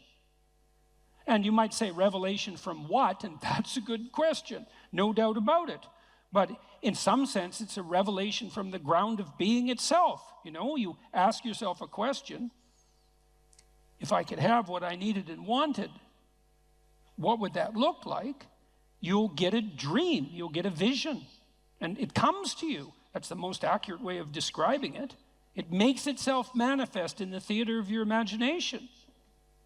And in precise proportion to your willingness to actually formulate the question. It's a rather frightening question, to find out, to allow yourself to ask yourself what it is that you really need and want, because you simultaneously make the conditions for failure clear to yourself. And people like to keep that sort of thing foggy and vague so they don't have to hold themselves accountable. That's a dreadful mistake. That's why I wrote Rule 3, do not hide unwanted things in the fog. It's like you should sharpen your aim. You should specify your goals. Now, the price that comes along with that is you'll know when you fail. But the advantage is you'll know when you fail. You can learn. Now, more practically, you don't know where you're going or why, the person who asked this question. So let's decompose the problem a little bit. I don't know what to do with my life.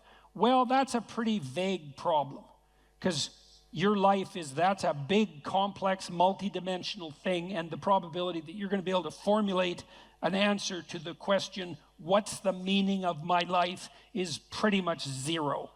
Because, well, what do you want, a one-sentence answer? Like, it's a one-sentence question. You think there's a one-sentence answer? That's not helpful. And so what I often did practically in my clinical practice, and this is useful to know, especially if you're a bit lost, is, well, where do people generally derive their sense of meaning? And it's not that complicated to figure that out. And this is also a conservative perspective in some sense. Well, most people need or want an intimate relationship and some family interaction. Maybe that's children, maybe it's with your parents or your siblings, but zero family interaction is generally not part of the optimized human condition. Most of us would like to have a friend or two. We need a job or a career to keep body and soul together, but also so that we're in harness and we can pull against a weight that in a noble and productive and generous manner. We perhaps need to be engaged in something creatively. We have to take care of ourselves mentally and physically. We should adopt some civic responsibility. We need to protect ourselves against major sources of hedonistic and impulsive temptation. There's 8 things. It's like, well, pursue one of them. Start there. When I dealt with my clients who were depressed, unhappy, let's say, the first thing I would do with them is walk them through that analytic process. It's like, do you have anything in place in any of these domains? Sometimes I had people who were doing pretty good in all 8 areas and were still unhappy. Those people were depressed, technically, right? Because their lives were actually in pretty good order, but they were miserable. There was something wrong with them. They were ill in some way that was lowering their mood and destroying their positive emotion. Other people would be batting 0 on all 8 fronts. Like, they weren't depressed, they just had terrible lives. And so, really, and so what I would do with those people is, well, look, like, here's 8 things that aren't in place in your life. It's no bloody wonder you're miserable and everything seems meaningless except for the suffering, because that's a meaning too. It's like, why don't we start working incrementally in a few of these areas, and then we can just evaluate and see if that's helpful. And it's almost invariably helpful. And part of that is, well, specify. You ask yourself, well, what do I need that I don't have? Well, maybe I'd like to have a partner. Okay, well, I can't just leap from not having a partner to being happily married in one fell swoop. There's intervening steps. One of the things I used to do with my clients who were lonesome is say, well, look, have you tried online dating? No, I'm too afraid. It's like, well, no wonder you're afraid of it. You have your reasons. But we could start small. It's like, why don't you write out a dating profile? Don't post it. Just go online one of these sites and write out a profile. Who are you? What do you have to offer? And what do you want? Think it through. Write it out. Come up with a coherent story about a coherent representation about who you are, and then figure out what you want and see how that works. We can play that through, and then maybe when you develop that in a manner that feels solid to you and reliable and genuine, and you've also developed a vision of the person that you're trying to attract, that would help you feel confident in your happiness. If you actually met that person, well, then you're ready to go. Launch it on the site and talk to the person. First maybe it's just text, and then maybe it's coffee, and there's incremental ways of doing this, and you can do that with all of those 8 domains. It's like, get yourself a life. And if you're firing on all cylinders in all 8 dimensions and you're still depressed, and this is a specific answer to the person formulating this question, if you're still unhappy, you should probably go see someone, because you're probably sick. If you've got all of those, if you have all that skill and you have all those relationships and activities in place, and you still are suffering an excess of anxiety and pain and insufficient hope and motivation, it's highly probable that something's afflicting you that's in the nature of an illness. But if you have none of those things, it's like, well, it's no wonder you're miserable. Misery is the default human condition in the absence of sustaining meaning, just like hunger is the default condition in the absence of food. And you need productive engagement, productive, generous, reciprocal engagement, in order to provide you with the genuine meaning that sustains you in life. And a lot of the pathway to that is pretty pragmatic and practical. You got no friends? That's likely a problem. you're a creative person, you have no creative outlet, that's not going to work out for you. No, you're lonesome because you don't have an intimate relationship. That's a source of pain. Those things have to be rectified, and you can do that incrementally, and that works. So that's a practical pathway to incremental improvement. And one of the things that's cool about that, because you might be thinking, oh my God, this is hopeless. I don't have any of those 8 things. I might as well just end it all tonight. It's like, and people certainly think that, and I'm not making light of it. One of the things that's very much worth knowing is that a lot of positive emotion is dependent technically on the observation, on your personal observation that you're moving towards a valued goal. See, not that you've attained the goal. So imagine that you're in your hopeless situation and you decide, well, I'm going to work on the relationship front. Now you develop a vision of what a relationship might be like, and you posit that as a promised land, let's say, and then you differentiate that so you can make incremental steps forward, and the incremental steps are small enough so that you actually take them. As soon as you start to take them and you observe yourself moving forward in relationship to that goal, then first of all, you'll be stabilized on the anxiety front because now you have a purpose that's finite and defined. And second, you have positive emotion because you experience positive emotion in relationship to observing yourself move towards a valued goal. So right away, you don't have to attain the goal in order to be meaningfully engaged. You just have to be on the pathway forward. And so you can benefit from this almost immediately. And if you want to do something practical, I have a program online at selfauthoring.com called Future Authoring that helps people develop a vision on these 8 different dimensions, along these 8 different dimensions that I just outlined. And you could go and do that, do it badly, because you're not going to get it perfect anyways, and then get humble enough to make the incremental steps small enough so someone as useless as you might actually do them, and then away you go. And that works out.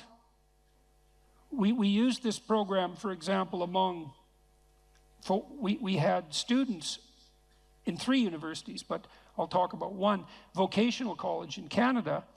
We had all the students who were going to this vocational college. We divided them into 2 groups. They either wrote for 90 minutes about what they had done in the last 2 weeks in their life, or they wrote for 90 minutes about their vision across these dimensions that I described. They didn't have any training, no warning, except that they knew they were going to participate in the study, and no one even reviewed what they wrote. And we dropped the dropout rate of those students by 50% in the first year. All they needed was a compelling vision, and that's what we all need. We all need a compelling vision. We're visionary creatures in the literal sense. We need a compelling vision. And one of the things our society does very badly is to encourage people, is to let people know that they are visionaries and to encourage them to develop for themselves a compelling vision. It's very sad that we don't do that, especially because if you do that with people, the results are spectacular and immediate. And one of the things that's been heart-rending, I would say, for both of us, going around the world talking to people, is people frequently stop me on the street and say, the story is in some sense archetypal, although the details vary in interesting ways. I wasn't in a very good place. I was suffering, and there's usually reasons for that. And then I listened to your lectures, which of course are predicated on the observations of brilliant clinicians and psychologists, and so the ideas aren't attributable to me. They're just great ideas. I listened to your lectures and I started developing a vision and attempting to put my life together, and things are way better. It's like, what's so sad about it's very pleasing to hear that in one sense, because the upside of the story is the improvement, right? The movement away from the catastrophe. But the downside of the story is twofold. First of all, the catastrophe was there to begin with. And second, it didn't take much encouragement to fix it, which brings the question right up to the forefront. Why the hell wasn't that encouragement there to begin with? Why are so many people dying on the vine for lack of an encouraging word? Because it's definitely the case. That pertains to the mental health of young people. And it's in no small part because we do everything we can to punish the spirit out of young people. We especially do that with boys. But we're pretty good at, you can't do that to boys without doing it to girls too in the final analysis, because we're basically stuck with each other. So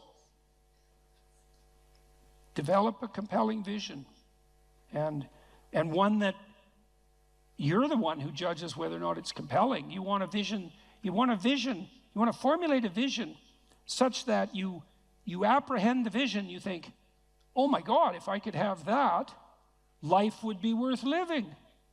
Well, yeah, that's what you want. And you might find that you're actually not that hard to satisfy. You know, that what would satisfy you, fill you with hope, stabilize you psychologically, is actually within your grasp. And certainly my experience on the clinical front was that was the case. One of the things I loved about being a clinician, I really loved this, was that generally my clients who were genuinely aiming up, because not all of them were, but most of them were, the ones who were genuinely aiming up made rapid progress. And it was extremely engaging and entertaining to work with them on that. You know, we'd set goals. I want to triple my salary in 3 years. That was fun. It's like, okay, that sounds like a war. How might you do that? And it was extraordinarily entertaining to plot that out, to strategize about it like it was a full-fledged war, you know, but a war for something positive, and a war that would benefit the person who won and also the people around them. And that's well within your grasp. There's any number of things that are right in front of you that you could radically improve with the right vision, and that would result in radical improvement, and not just for you, but for everybody around you. That's just right there in front of everyone. And it's particularly true if what's around you is pretty dismal, because if what's around you is pretty dismal, there's just no shortage of opportunity for improvement. Might be difficult, but man, there's lots of possibilities sitting there as well. So aim up, get a vision, man, and pursue it.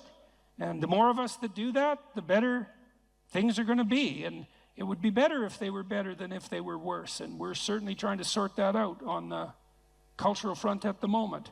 It's like, let's aim up, eh? Because down is very deep hole. And maybe we don't want to blunder into that again.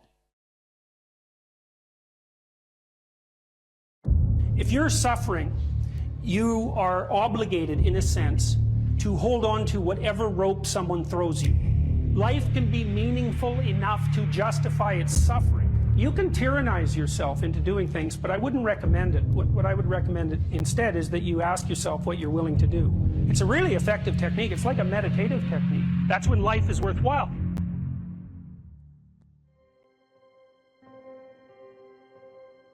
I don't know exactly what's going to help you, but don't arbitrarily throw out any possibilities because you might not have that luxury. Antidepressants help a lot of people, and there are technical reasons why that's the case. If you're offered a gift by your society and it works, try it. I don't care what your presuppositions are. The time you see people who are suffering with depression, for example, there's a multitude of reasons, but I'll take one common reason. You could think about it as associated with the story of Peter Pan. Now, Peter Pan is someone who won't grow up, right? Now, the problem with Peter Pan is he gets to be king, but it's king of Neverland. Neverland doesn't exist. So being king of nothing isn't that helpful. Well, one of the things that you often see with people who suffer from depression, and I'm not making a blanket statement about the cause of depression because there's lots of them, is that people who don't have enough order in their life tend to get overwhelmed. So, for example, if someone comes into me to see me and they say they're depressed, I always ask them a very standard set of questions. Do you have a job? If you don't have a job, you're really in trouble in our society. First of all, your biological rhythms tend to go off the rails right away because there's no reason to go to bed at any particular time and there's no reason to get up. And for many people, if they don't get up at the same time, they foul up the functioning of their circadian rhythms, and that's enough to make them depressed right off the bat, especially if they start napping during the afternoon. They also don't have a purpose. People aren't good without a purpose, and this isn't hypothesizing. We absolutely understand the circuitry that underlies positive emotion. When you're attending to something you're interested in and you're engaged in it, that's when you're alive. That's when life is worthwhile. It's so worthwhile that in those moments you don't even ask the question about it. The question itself goes away, because the meaning that you're united with is so powerful that it can push back the adversity that would otherwise characterize life. Nietzsche said, the person who has a why can bear any how. We know how it works. Almost all the positive emotion that any of you are likely to experience in your life will not be a consequence of attaining things. It will be a consequence of seeing that things are working as you proceed towards a goal you value. That's completely different. And you need to know this, because people are often stunned. For example, they finish their PhD thesis and their presupposition is that they're going to be elated for a month, and often instead they're actually depressed, and they think, oh, what the hell, I've been working on this for 7 years and I handed it in, and what do I do now? And that's what depresses them, right? It's the what do I do now? Well, they're fine if they enjoyed it, pursuing the thing, as long as it was working out. They get a lot of enthusiasm and excitement out of that, because that's how our nervous systems work. Most of your positive emotion is goal pursuit emotion. If you take drugs like cocaine or amphetamine, the reason they're enjoyable is because they turn on the systems that help you pursue goals. That's why people like them. So if you don't have a job, you got no structure, that's not good. Plus, you tend not to have a point. So you're overwhelmed by chaotic lack of structure and you don't have any positive emotion.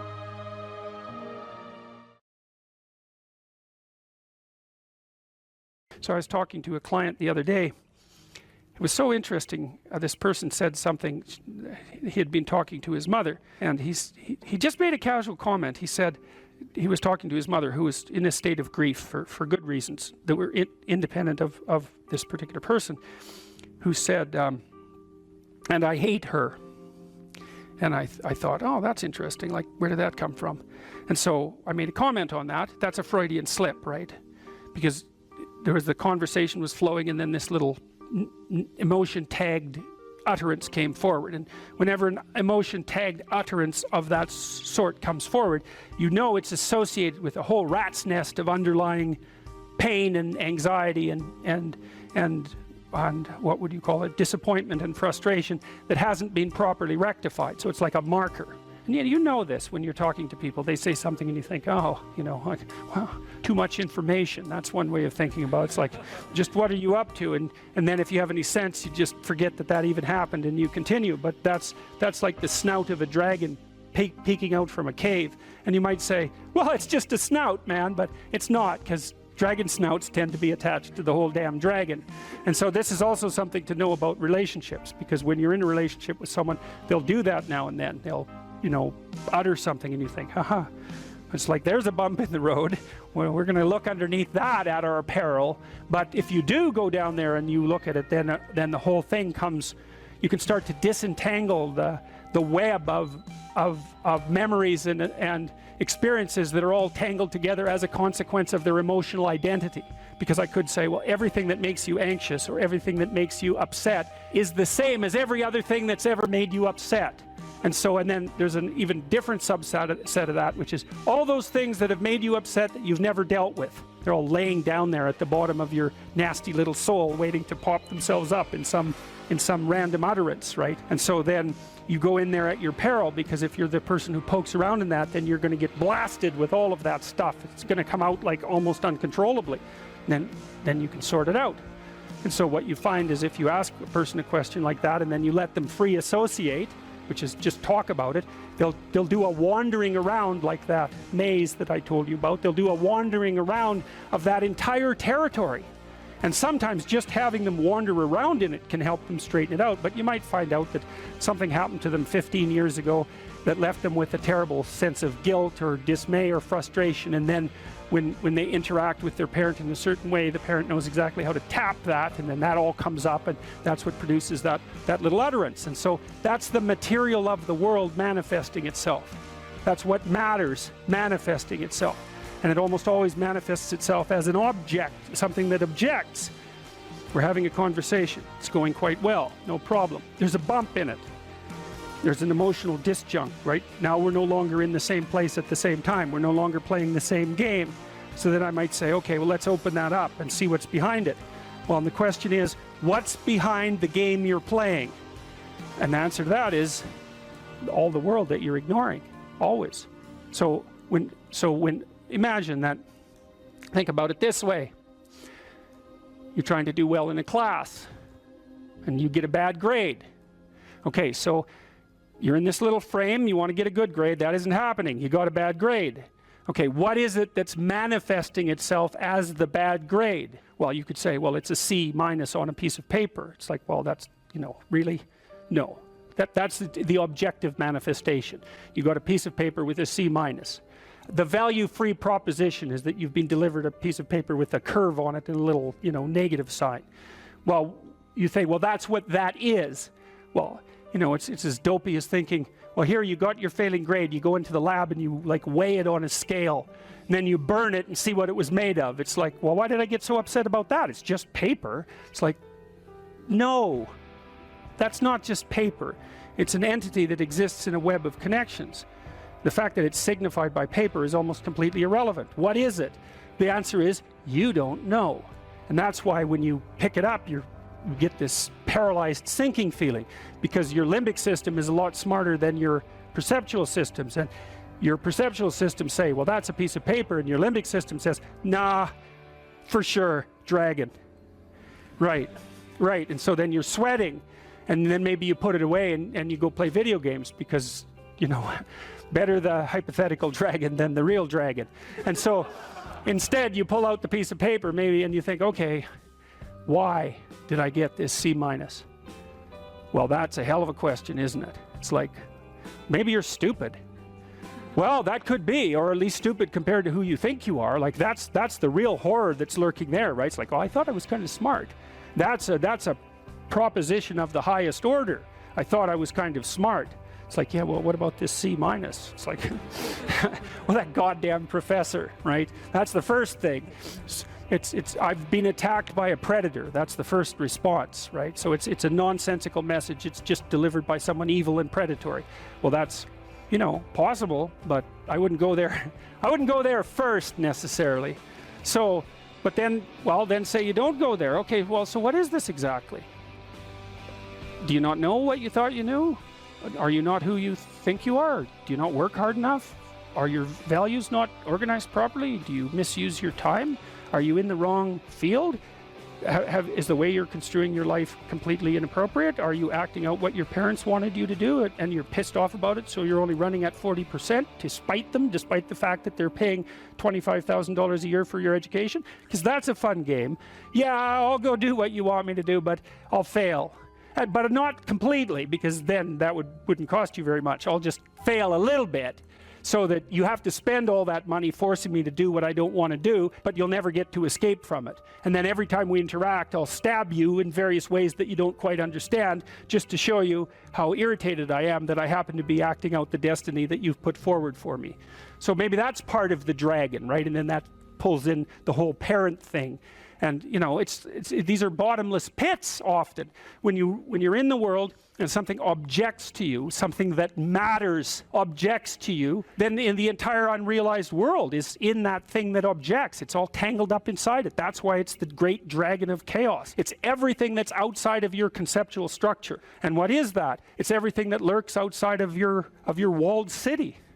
And it's manifested itself like the snake in the garden. And the easiest thing to do is say, I'm not having anything to do with that. But the problem with that is, well, you get your C minus and you don't do anything about it. Maybe you're a little bitter and more resentful and your study habits get a little worse. So the next time you get like a D plus, and then you collect a bunch of Fs, and then you stop going to school, and then you stop showering, right? Then you end up jumping off the bridge. And so that's how the dragon eats you when you don't pay attention to it. And so it's no bloody wonder that people avoid, It's really no wonder that they avoid, because error messages contain within them the implicit world. Now, the upside of that is, well, they contain within them the implicit world. And the world isn't all negative. And so maybe you get your C minus, and that's actually the best gift you ever got, because somebody finally took you and went, whack, you know, clue in. And so you take that apart and you think, oh, I don't know how to write. I don't know how to think. I've never read anything in my life. My study habits are abysmal, you know, like maybe I'm working at 2% efficiency, which is probably, I would suspect that, you know, some of you aren't doing that, but I bet there's 30 to 50% of the people in the room are working at 2% efficiency. It's like, to find that out is so optimistic. I mean, if you're barely hanging in there, but you're only working at 2%, you might imagine what you could have as a life if you're working at like 50%. So the C- can be the best gift you ever had, and that's the gold that the dragon hoards, right? That's exactly what that means.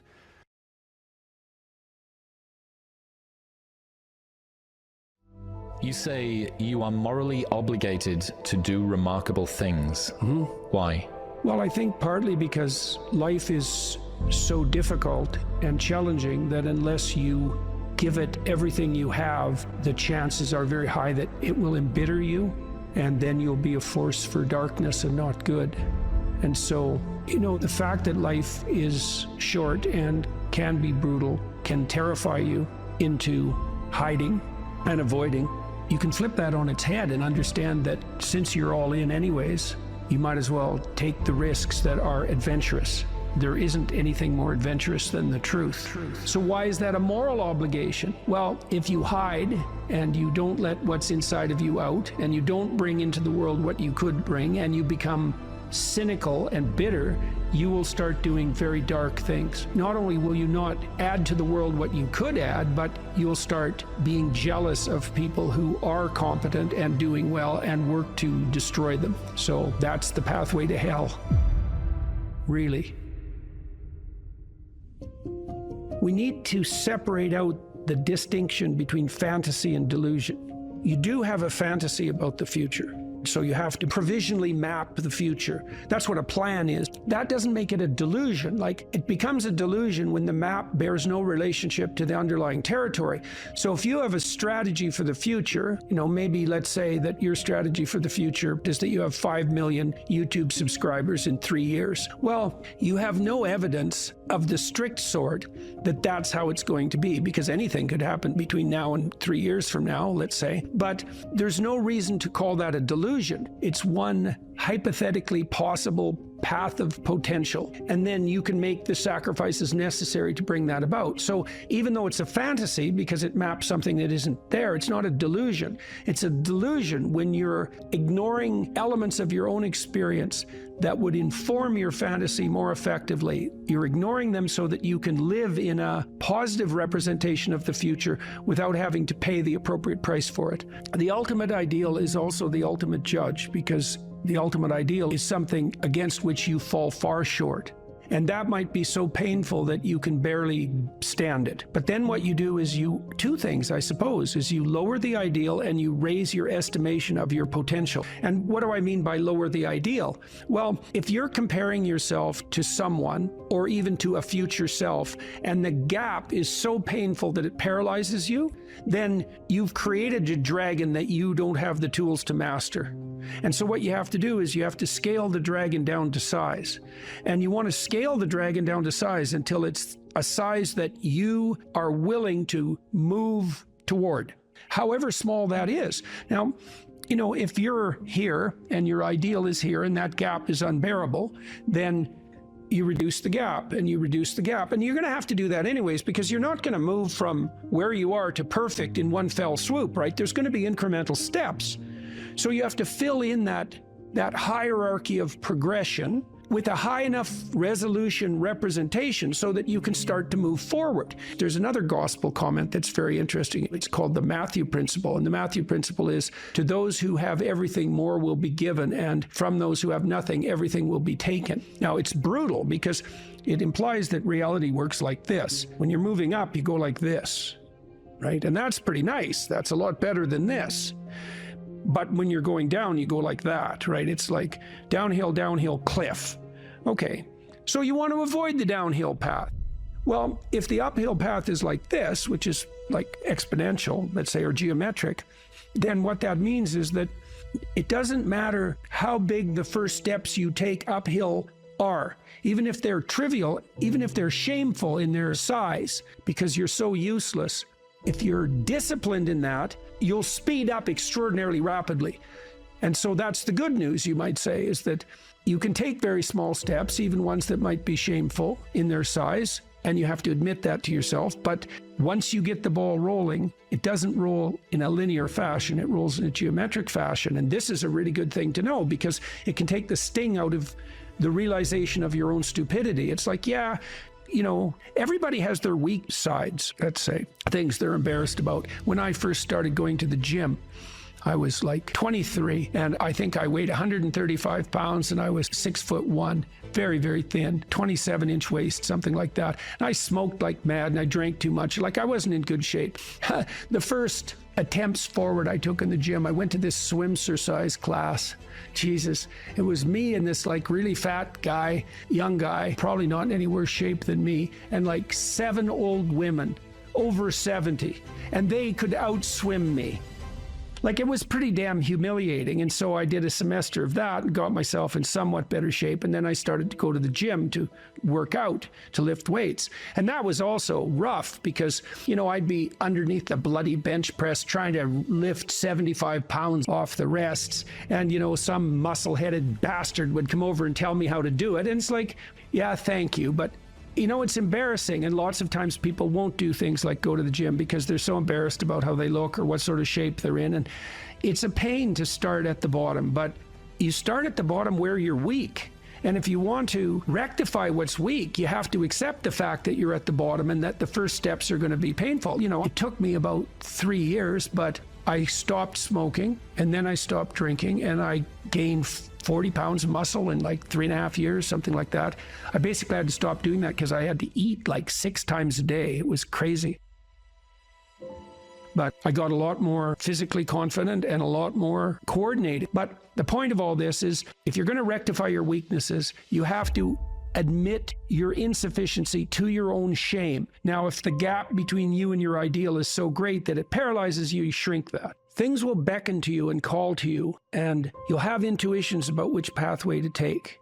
And you will, in all likelihood, follow those, because what else do you have? You have these orienting instincts. This is another reason why you don't lie. Because if you lie and you practice lying, you pathologize your instincts. And then your intuitions lead you wrong. You don't want to lie because you program yourself falsely, and then you automatically see what isn't there. And then, of course, the world will slap you in the face continually, and you'll think, oh my God, the world's such a pathological place. When the truth of the matter is that, no, you just keep running into things that you refuse to see. And then you think, well, the world's made of nothing but obstacles. It's like, well, you put the obstacles in your own path, and you did that by developing these complex, self-serving delusions, a story that you tell other people about who you are that isn't true. You're trying to lay out a map that bears no relationship to reality, and you keep wondering why you wander off the path and into a pit. It's like, well, how could it be otherwise? People have commented to me many times about my bravery, and I don't like that. It's not right. I'm afraid of different things than the typical person. Maybe that's a good way of thinking about it. I'm way more afraid of the consequences of saying something that's false or wandering off the appropriate path than I am of whatever consequences might come for saying what I believe and doing what I believe to be the case. I'm way more afraid of that. You know, I've been reading the Gospel of St. Matthew. I'm writing a book at the moment called We Who Wrestle with God, and one of the things Christ says to people continually is to not damage their vision, is to not put, that's the best way of putting it, don't occlude your eye. You can see what's in front of you if you're willing to see it. And if you're willing to see it, many of the terrible obstacles in life you can just walk around. But if you blind yourself purposefully to follow your own narrow, self-serving delusion, you're going to run into terrible things and terrible people and the terrible part of your own soul all the time. That's what you should be afraid of. You can't be isolated, alone, without responsibility and pursuing your hedonistic nonsense and not be insane and miserable. Those are all the same thing, right? And so, it's got to the point, I've said things that have made me somewhat unpopular, like it's very difficult for people to mature until they have a child. You find a huge part of what you are in that relationship. It makes you responsible, makes you grow up. It gives you the opportunity to mentor someone. You have someone around who's more important than you. Well, that's part of being mentally healthy. It's a huge part of it. This enterprise that I've helped put together, Alliance for Responsible Citizenship, we're trying to put forward a model of governance. It's called a subsidiary model, and the idea is that people have multiple social roles that scale. There's you should take care of yourself, integrate yourself, which means you can conduct yourself properly across the medium to long run. You're self-sustaining. Then you can maybe extend that to your partner, and then to your family, and then to your local community, and then to broader communities as you become more and more competent and able to take on that responsibility. That's the alternative to isolated hedonic slavery. You're slave to your own whims. And it's the alternative to tyranny, because if you take on all that responsibility, you don't have any need for someone to govern you. It's truly the case that your sanity is the concordance between you as an individual and the world. That's the sanity. You're distributed out into the world, and you should be, and you want to be. That's where the adventure is. You want to be solipsistic? The solipsistic porn masturbator. Jesus, it's no wonder you'd be aimless and miserable. Well, God, it's so pathetic. Why am I so unhappy? It's because you think about yourself. Oh, no, you think about the lowest impulses in yourself all the time. That's why you're miserable. People exist in a sacrificial relationship to the world. What does that mean? It seems to mean something like human beings are aware of their extended self. You know you're going to be around tomorrow and next week and next month and next year and 5 years from now and 10 years from now. Now it's less certain as you go out, but you do have the sense of yourself as something that stretches across the decades. Okay, and so what that means is that you have to conduct yourself in a manner that isn't merely immediate. You have to conduct yourself in a manner that will work across time. Now, how do people do that? They work. Work is a sacrificial gesture. So you work, by definition, virtually. Work is the sacrifice of the present for the future. I mean, maybe someone can come up with a better definition of work than that, but I don't think so. It's like you put in time and effort right now, even if it's something not what you'd like to be doing at the moment. You put in time and effort because you believe. What the hell does that mean? You believe it'll pay off. Well, is that a contract with the future? Is it a covenant? Because the relationship that the biblical corpus characterizes human striving is covenantal. It's a bargain. The bargain is you make the right sacrifices and they pay off. That's the bargain. Now, you might say, well, that's just part of the social contract, but the biblical corpus insists that it's deeper than that. It's built into the structure of reality itself. And that if you got the sacrifices right, the future would be paradisal. That's a kind of sacrifice right there, is that you're willing to sacrifice your short-term physiological and psychological comfort for a medium to long-term benefit. It's the essence of sacrifice. This is something the atheists don't understand about the biblical narrative, is that the narrative insists that we live in a sacrificial relationship. It's the essence of humanity to live in a sacrificial relationship. It's like, well, is that true or not? Well, as you mature, your relationships are more sacrificial. It's less about what you, in your narrow sense, want right now, and it's more about what's good over the medium to long run, including other people. Well, that's a sacrificial relationship. Now, the covenant, and this is a matter of faith. It's the matter of the deepest faith. Are you willing to act out the proposition that the way to make the world reveal its will suffice? There's technically two different forms of reward. There's consummatory reward. That's what an orgasm is. It's consummatory reward. It brings the behavioral and perceptual sequence to a halt. It ends it, right? At the climax, it ends it. But then it's over. That journey is over, right? Then there's the dopaminergic reward, and dopaminergic reward is evidence of advancement towards a goal, right? Okay, so there's a corollary to that. Well, how do you become optimally engaged? Because dopamine facilitates engagement and focus, which is why drugs like amphetamines can be used for kids who are attention deficit disorder. You tap up the dopamine response, they lock on, right? Okay, so they're locking on to a goal-directed pursuit. The problem with amphetamines is that they can lock you on so hard you can't get out of the frame. So like kids on amphetamines will obsess, for example, about cleaning up their closet. They can't switch to the next activity.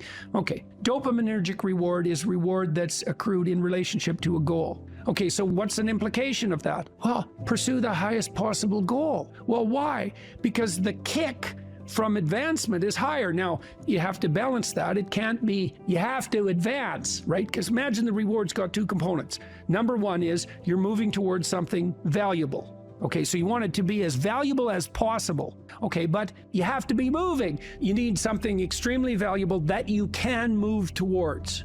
Okay, so part of the reason that you establish a relationship with God, let's say, is because that's what sets the upper bound to your vision. It's like, I want things to be the best they could be. That's a vision of paradise.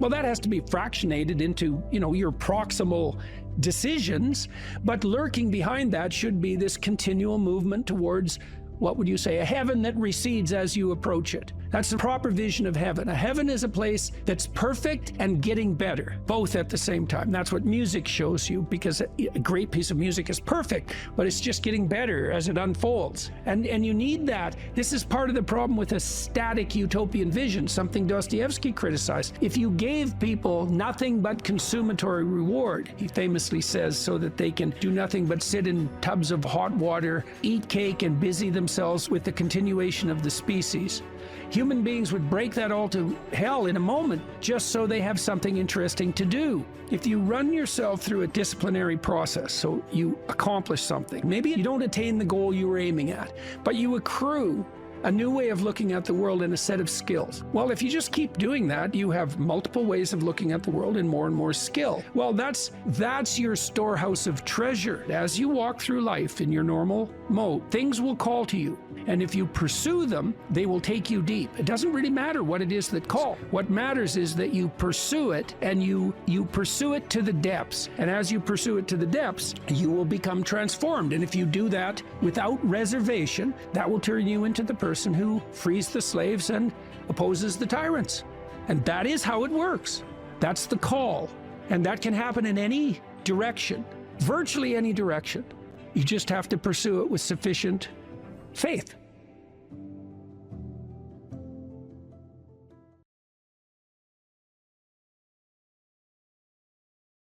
So imagine you have a goal in mind. You want to get to work in the morning. I used to ask my students a question like this, is like, what? Maybe they're going to write an essay. Why are you writing the essay? Why are you in class? Well, I'm in class because I need this class because it's part of my major. Well, why did you pick a major like that? Well, I'm interested in psychology. Well, why did you come to get a degree? Well, I think I need a degree to get a job.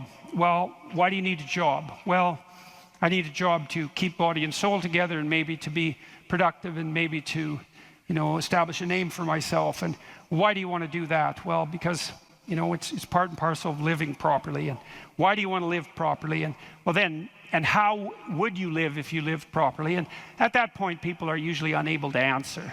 Because you can just push people with questions about why until they run out of explanations. But the point is that you're always doing whatever you're doing because what you're doing is nested in a sequence of goal-directed actions. And those can be more or less sophisticated. If you're not very sophisticated at all, the nesting might be like 2 structures deep. Maybe you're, you're bored and you want to go get drunk, and why? Well, because you don't want to be bored. And if someone pushes you a little farther than that, you hit them. And, you don't want to delve into it. But if you're sophisticated, you have a pretty good hierarchy of answers. So you might say, well, why do you want to be a productive and generous citizen? And like I said, people usually bottom out there. But you could say, well, that's part of reciprocal altruism. And if I'm productive and generous, then that'll encourage other people to be productive and generous. And if we're all productive and generous together, then there'll be more for everyone, and we'll all get along better, and we'll get along for a longer period of time, and that'll make us all more stable, and that'll make our societies better. And then you might say, well, why is that relevant? You might say, well, because the alternative to that is something like a descent into something approximating hell, and so that's part of a reflection of the divine order and the eternal battle between good and evil. And then you could push it farther than that, and you could say, well, are you going to be on the side of the redemptive hero, or are you going to be on the side of the eternal adversary? Like, you can keep digging down farther and farther, and the farther down you dig, the more you get down into what you might describe as the implicit religious substrate. And it's very much useful to know that and to make as much of that conscious as possible. So now imagine that you've come to this talk tonight because you've decided to aim up. And maybe you haven't formulated that precisely explicitly, but something is driving you in this direction. And then you come to the talk and you find out that I'm talking about something that isn't what you expected, and it doesn't seem to be moving you along on your pathway forward to that end. And what's going to happen is you're going to be disappointed. And you might be anxious too. You're going to be disappointed because disappointment signals that you're experiencing something that's not relevant to the goal that you are attempting to pursue, and that might in fact be interfering with it. That's what negative emotion does. And maybe if you're disappointed in what I say, that also makes you anxious because you assumed that you would come here and I would say something relevant, because you assumed that you knew who I was, and then it turned out that I didn't, and then you don't know who I am, and then you don't know what you're doing here, and then you get anxious. And the reason you get anxious is because that's what anxiety is for. It tells you when the pathway to your goal has been disrupted, so multiple pathways have now emerged. So imagine you're driving your car to work and it quits. And what happens is you get anxious. And the reason you get anxious is because, well, you were beetling along quite nicely in your world, and everything was reduced to like a unidimensional simplicity. You weren't in a car as an object, you were in a thing that took you to where you wanted to go, and it was just doing what it was supposed to be doing, tracking you along the pathway to your goal. And then it fails and you're off on the side of the road, and you get anxious because how the hell are you going to get to work? And what if you don't get to work? And is your boss not going to be very happy with you? And maybe this is the third mistake you've made this week. And what if you get fired? And weren't you an idiot for buying this car? Maybe you shouldn't have a car at all. Maybe you should have walked to work. And maybe you should take a bicycle, because after all, that would save the planet. And and maybe now you have to take your car to a mechanic, but the last time you went to the mechanic, you got ripped off because you're too stupid about vehicles to manage one, and you're kind of stupid about technology in general. And aren't you stupid? And maybe you're too stupid, and isn't your wife going to?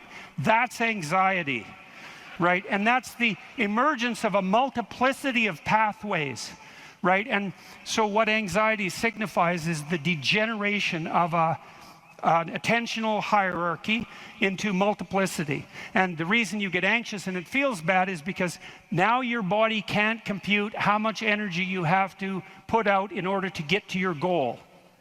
And so you can't organize the world. You're apt to use more resources than you'll replenish. And if you continue to do that, then you'll die. And so anxiety is a signal that complexity has reemerged, chaos. That's the eternal dragon of chaos. Chaos has reemerged because your narrative has collapsed. And so that's negative emotion. That's what negative emotion signifies, is that it's the collapse of an organizing narrative.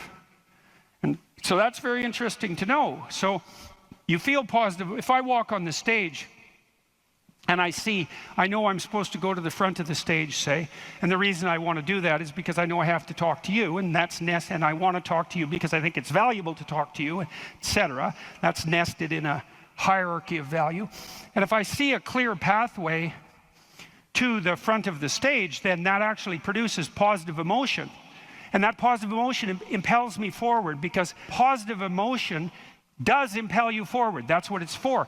That's how positive emotion is linked to action. So if you're enthusiastic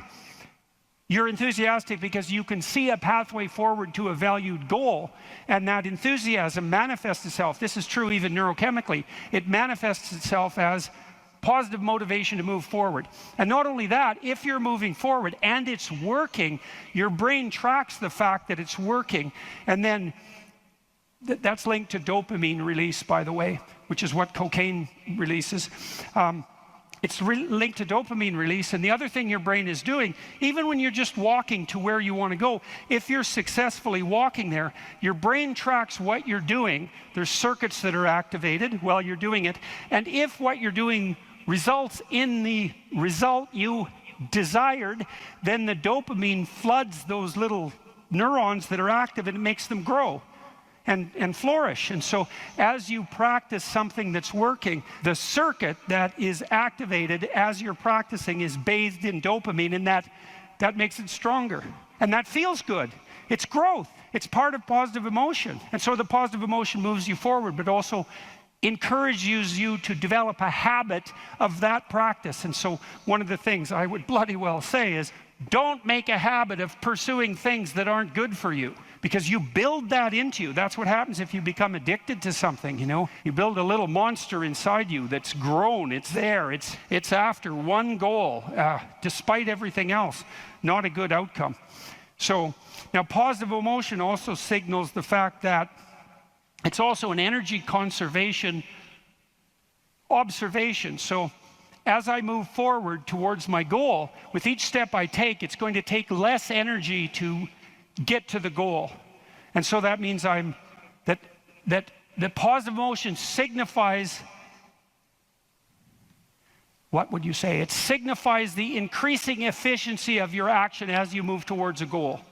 So negative emotion signifies the fact that things have got too complex for you to manage, and positive emotion signifies that you're approaching your goal and becoming, and that there's less demand on energy output with every step forward. And so that's emotion.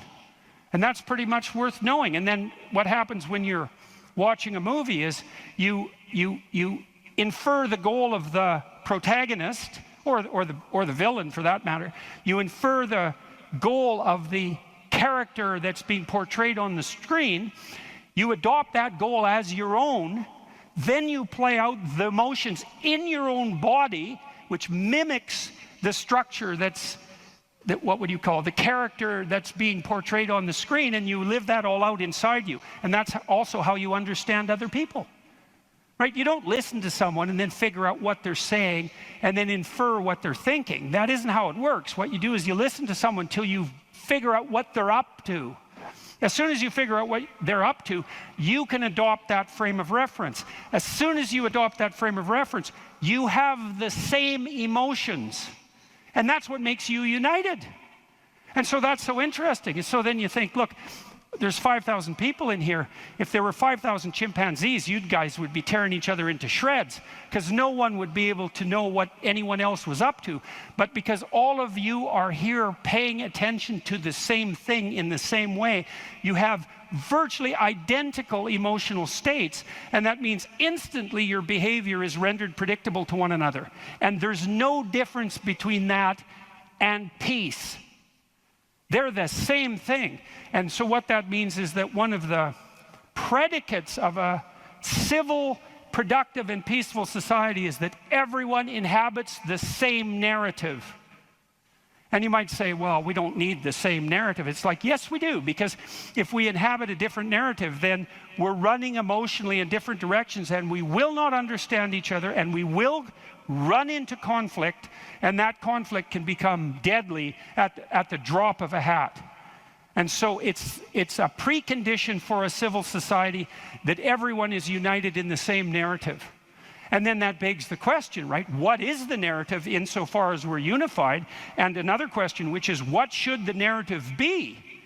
Right? Now, the postmodernists figured out that we looked at the world through a story, but they said their mantra is they became skeptical of meta-narratives, which are uniting narratives. And that's all well and good to be skeptical about meta-narratives, but you run into the problem of internal disunion.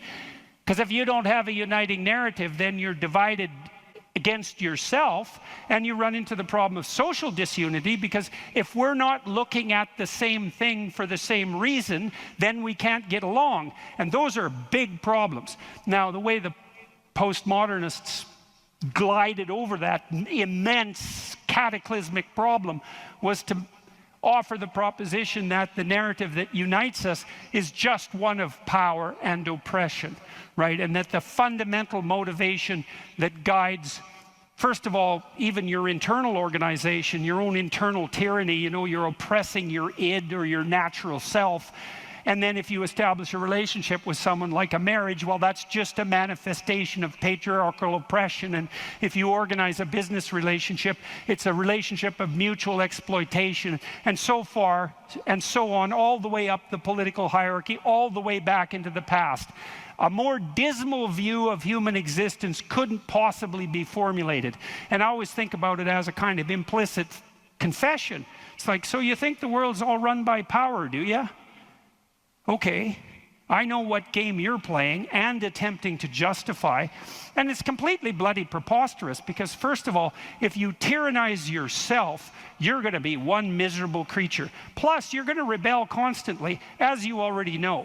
I'm sure all of you have tried at one time or another in your life to force yourself to do something with a whip, so to speak, and what you instantly find is that you're so condemned to be free that you'll even resist your own tyranny, right? Try telling yourself to do something and see if you do it. I'm going to go to the gym. That's New Year's. I'm going to the gym 3 times a week, 2 hours a day. It's like, no, you're not. You're going to last like 3 days.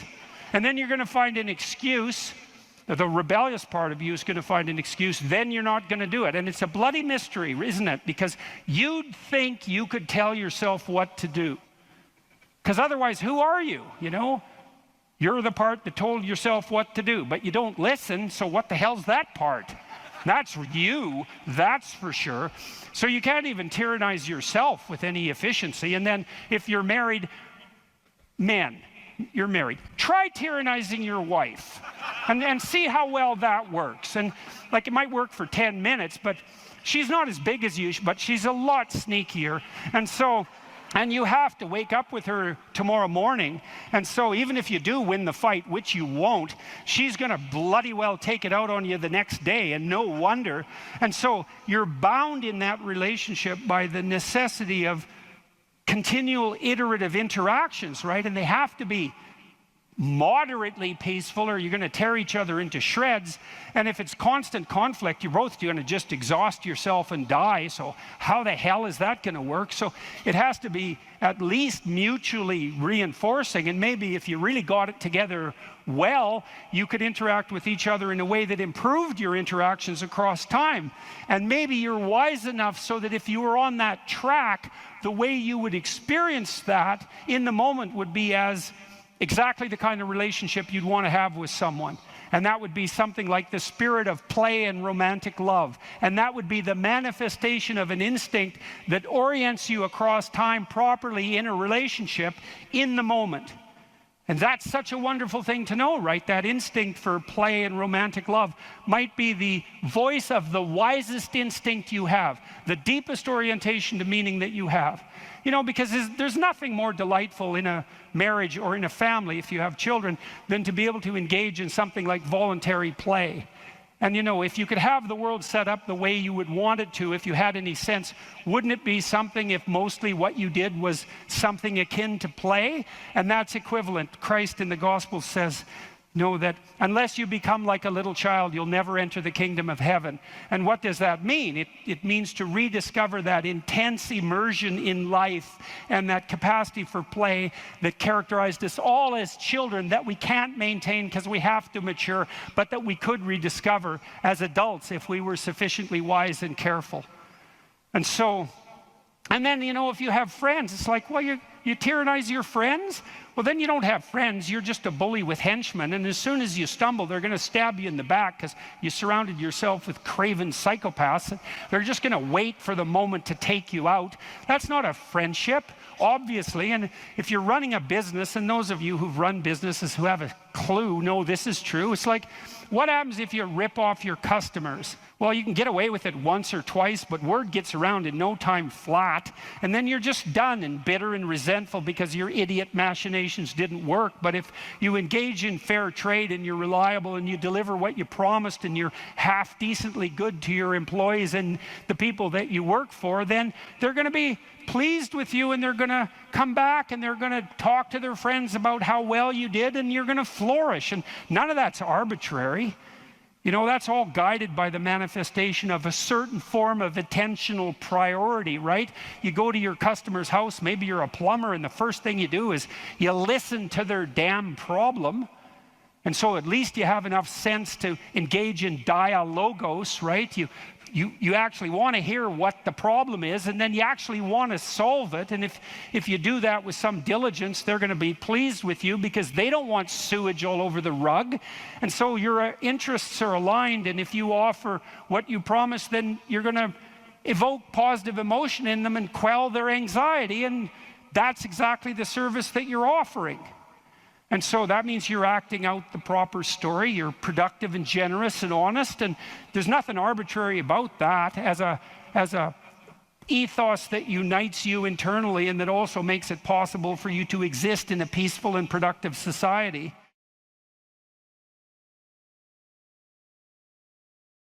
Victim, which is a painful role to have. Because something bad happened to you, be a victim. Mm-hmm. But it's something that society struggles with. What about people who feel like they're a victim? They're right. They're victimizers too.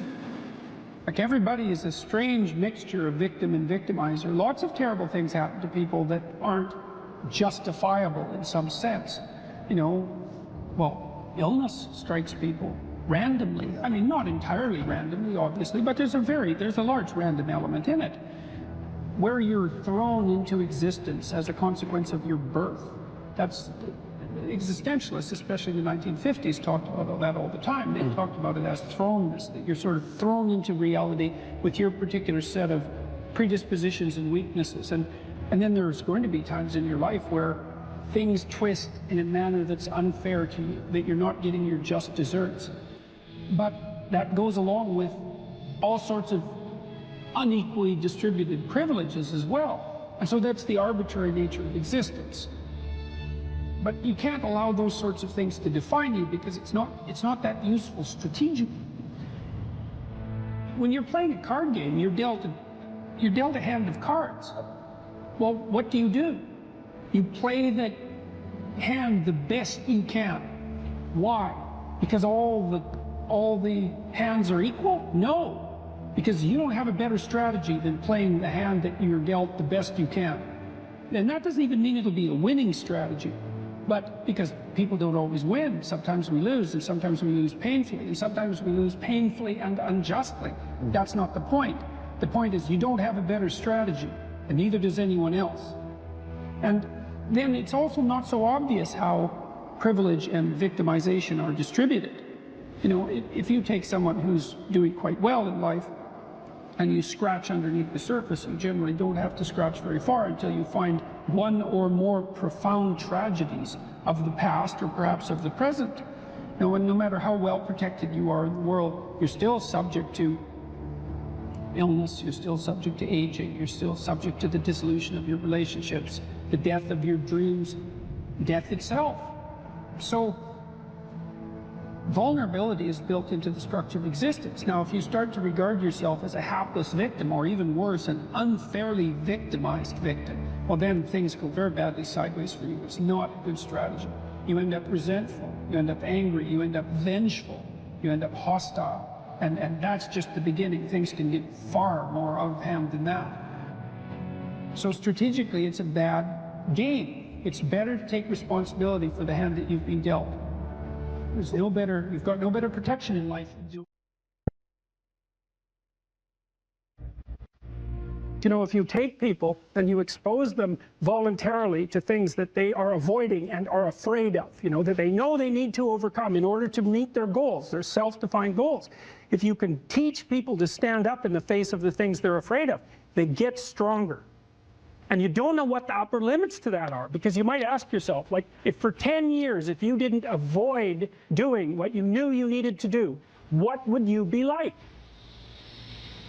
Well, you know, there are remarkable people who come into the world from time to time, and there are people who do find out over decades-long periods what they could be like if they were who they were, if they spoke their being forward. And they get stronger and stronger and stronger, and we don't know the limits to that. We do not know the limits to that.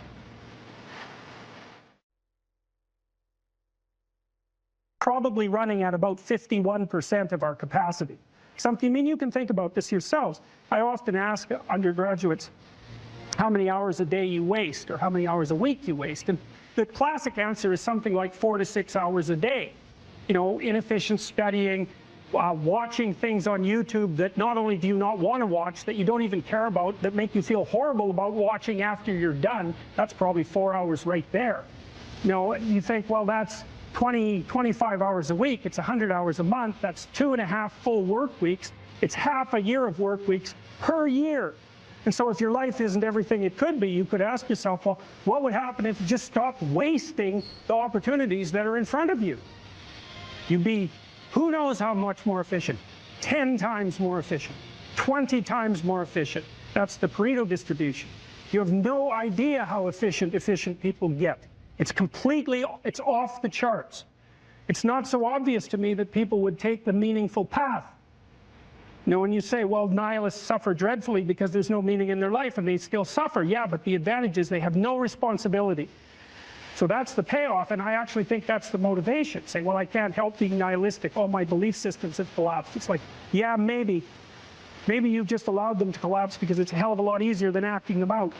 And the price you pay is some meaningless suffering. But you can always whine about that, and people will feel sorry for you.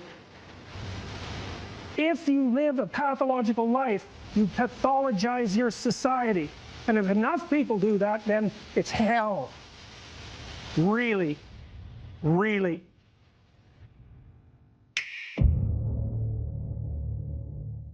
One of the things that you can, I think this heightens the meaning in your life, is to try to do difficult things, right? Aim high. Don't aim so damn high you can't manage it, and make sure you break down your aims into reasonably attainable sub-goals, but you want to aim high, and then you want to see how hyper-efficient you can get. That's a great thing to do in your early 20s, is to see, okay, like, discipline yourself. Think, okay, how much work can I do if I load myself right to the maximum? How far can I work? How hard can I work until I exhaust myself? And then you back off, obviously, because the optimal amount of working, productive engagement, let's say, is that which is sustainable across decades. So you have to learn that, but you don't learn that without stretching yourself to your limits to begin with. And, you know, if your life isn't everything it could be, and if you're suffering from an excess of meaninglessness, well, it means you're not oriented in the world of chaos and order properly. It's like you could learn to discipline yourself. Look, figure out what it is that you need to do and that you want to do, and then see how efficient you can get. Because one of the things that's quite fun is to figure out, if you have a task, I always tell my graduate students this if they're doing an experiment too. If you have a task that you have to do, it's really interesting to spend a few minutes, sometimes hours, depending on how long the task is. See if you can figure out how to do it from 5 to 10 times faster. It means you'll have to rearrange the way you think about it, but you can often do it. And that's how extremely productive people get so hyper efficient. If you're suffering, you are obligated, in a sense, to hold on to whatever rope someone throws you. Life can be meaningful enough to justify its suffering. You can tyrannize yourself into doing things, but I wouldn't recommend it. What I would recommend instead is that you ask yourself what you're willing to do. It's a really effective technique. It's like a meditative technique. That's when life is worthwhile.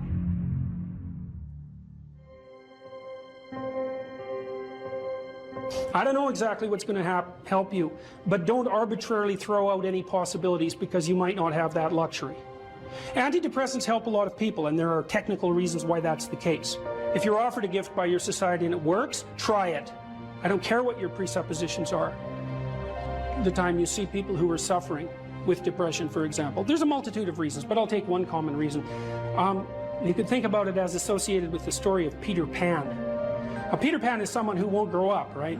Now, the problem with Peter Pan is he gets to be king, but it's king of Neverland. Neverland doesn't exist. So being king of nothing isn't that helpful. Well, one of the things that you often see with people who suffer from depression, and I'm not making a blanket statement about the cause of depression because there's lots of them, is that people who don't have enough order in their life tend to get overwhelmed. So for example, if someone comes into me to see me and they say they're depressed, I always ask them a very standard set of questions. Do you have a job? If you don't have a job, you're really in trouble in our society. First of all, your biological rhythms tend to go off the rails right away because there's no reason to go to bed at any particular time and there's no reason to get up. And for many people, if they don't get up at the same time, they foul up the functioning of their circadian rhythms, and that's enough to make them depressed right off the bat, especially if they start napping during the afternoon. They also don't have a purpose. People aren't good without a purpose, and this isn't hypothesizing. We absolutely understand the circuitry that underlies positive emotion. When you're attending to something you're interested in and you're engaged in it, that's when you're alive. That's when life is worthwhile. It's so worthwhile that in those moments you don't even ask the question about it. The question itself goes away because the meaning that you're united with is so powerful that it can push back the adversity that would otherwise characterize life. Nietzsche said, the person who has a why can bear any how. We know how it works. Almost all the positive emotion that any of you are likely to experience in your life will not be a consequence of attaining things. It will be a consequence of seeing that things are working as you proceed towards a goal you value. That's completely different. And you need to know this because people are often stunned, for example. They finish their PhD thesis and their presupposition is that they're going to be elated for a month. And often instead, they're actually depressed. And they think, oh, what the hell? I've been working on this for 7 years and I handed it in. And what do I do now? And that's what depresses them, right? It's the what do I do now? Well, they're fine if they enjoyed it, pursuing the thing. As long as it was working out, they get a lot of enthusiasm and excitement out of that because that's how our nervous systems work. Most of your positive emotion is goal pursuit emotion. If you take drugs like cocaine or amphetamine, the reason they're enjoyable is because they turn on the systems that help you pursue goals. That's why people like them. So if you don't have a job, you got no structure, that's not good. Plus, you tend not to have a point. So you're overwhelmed by chaotic lack of structure and you don't have any positive emotion.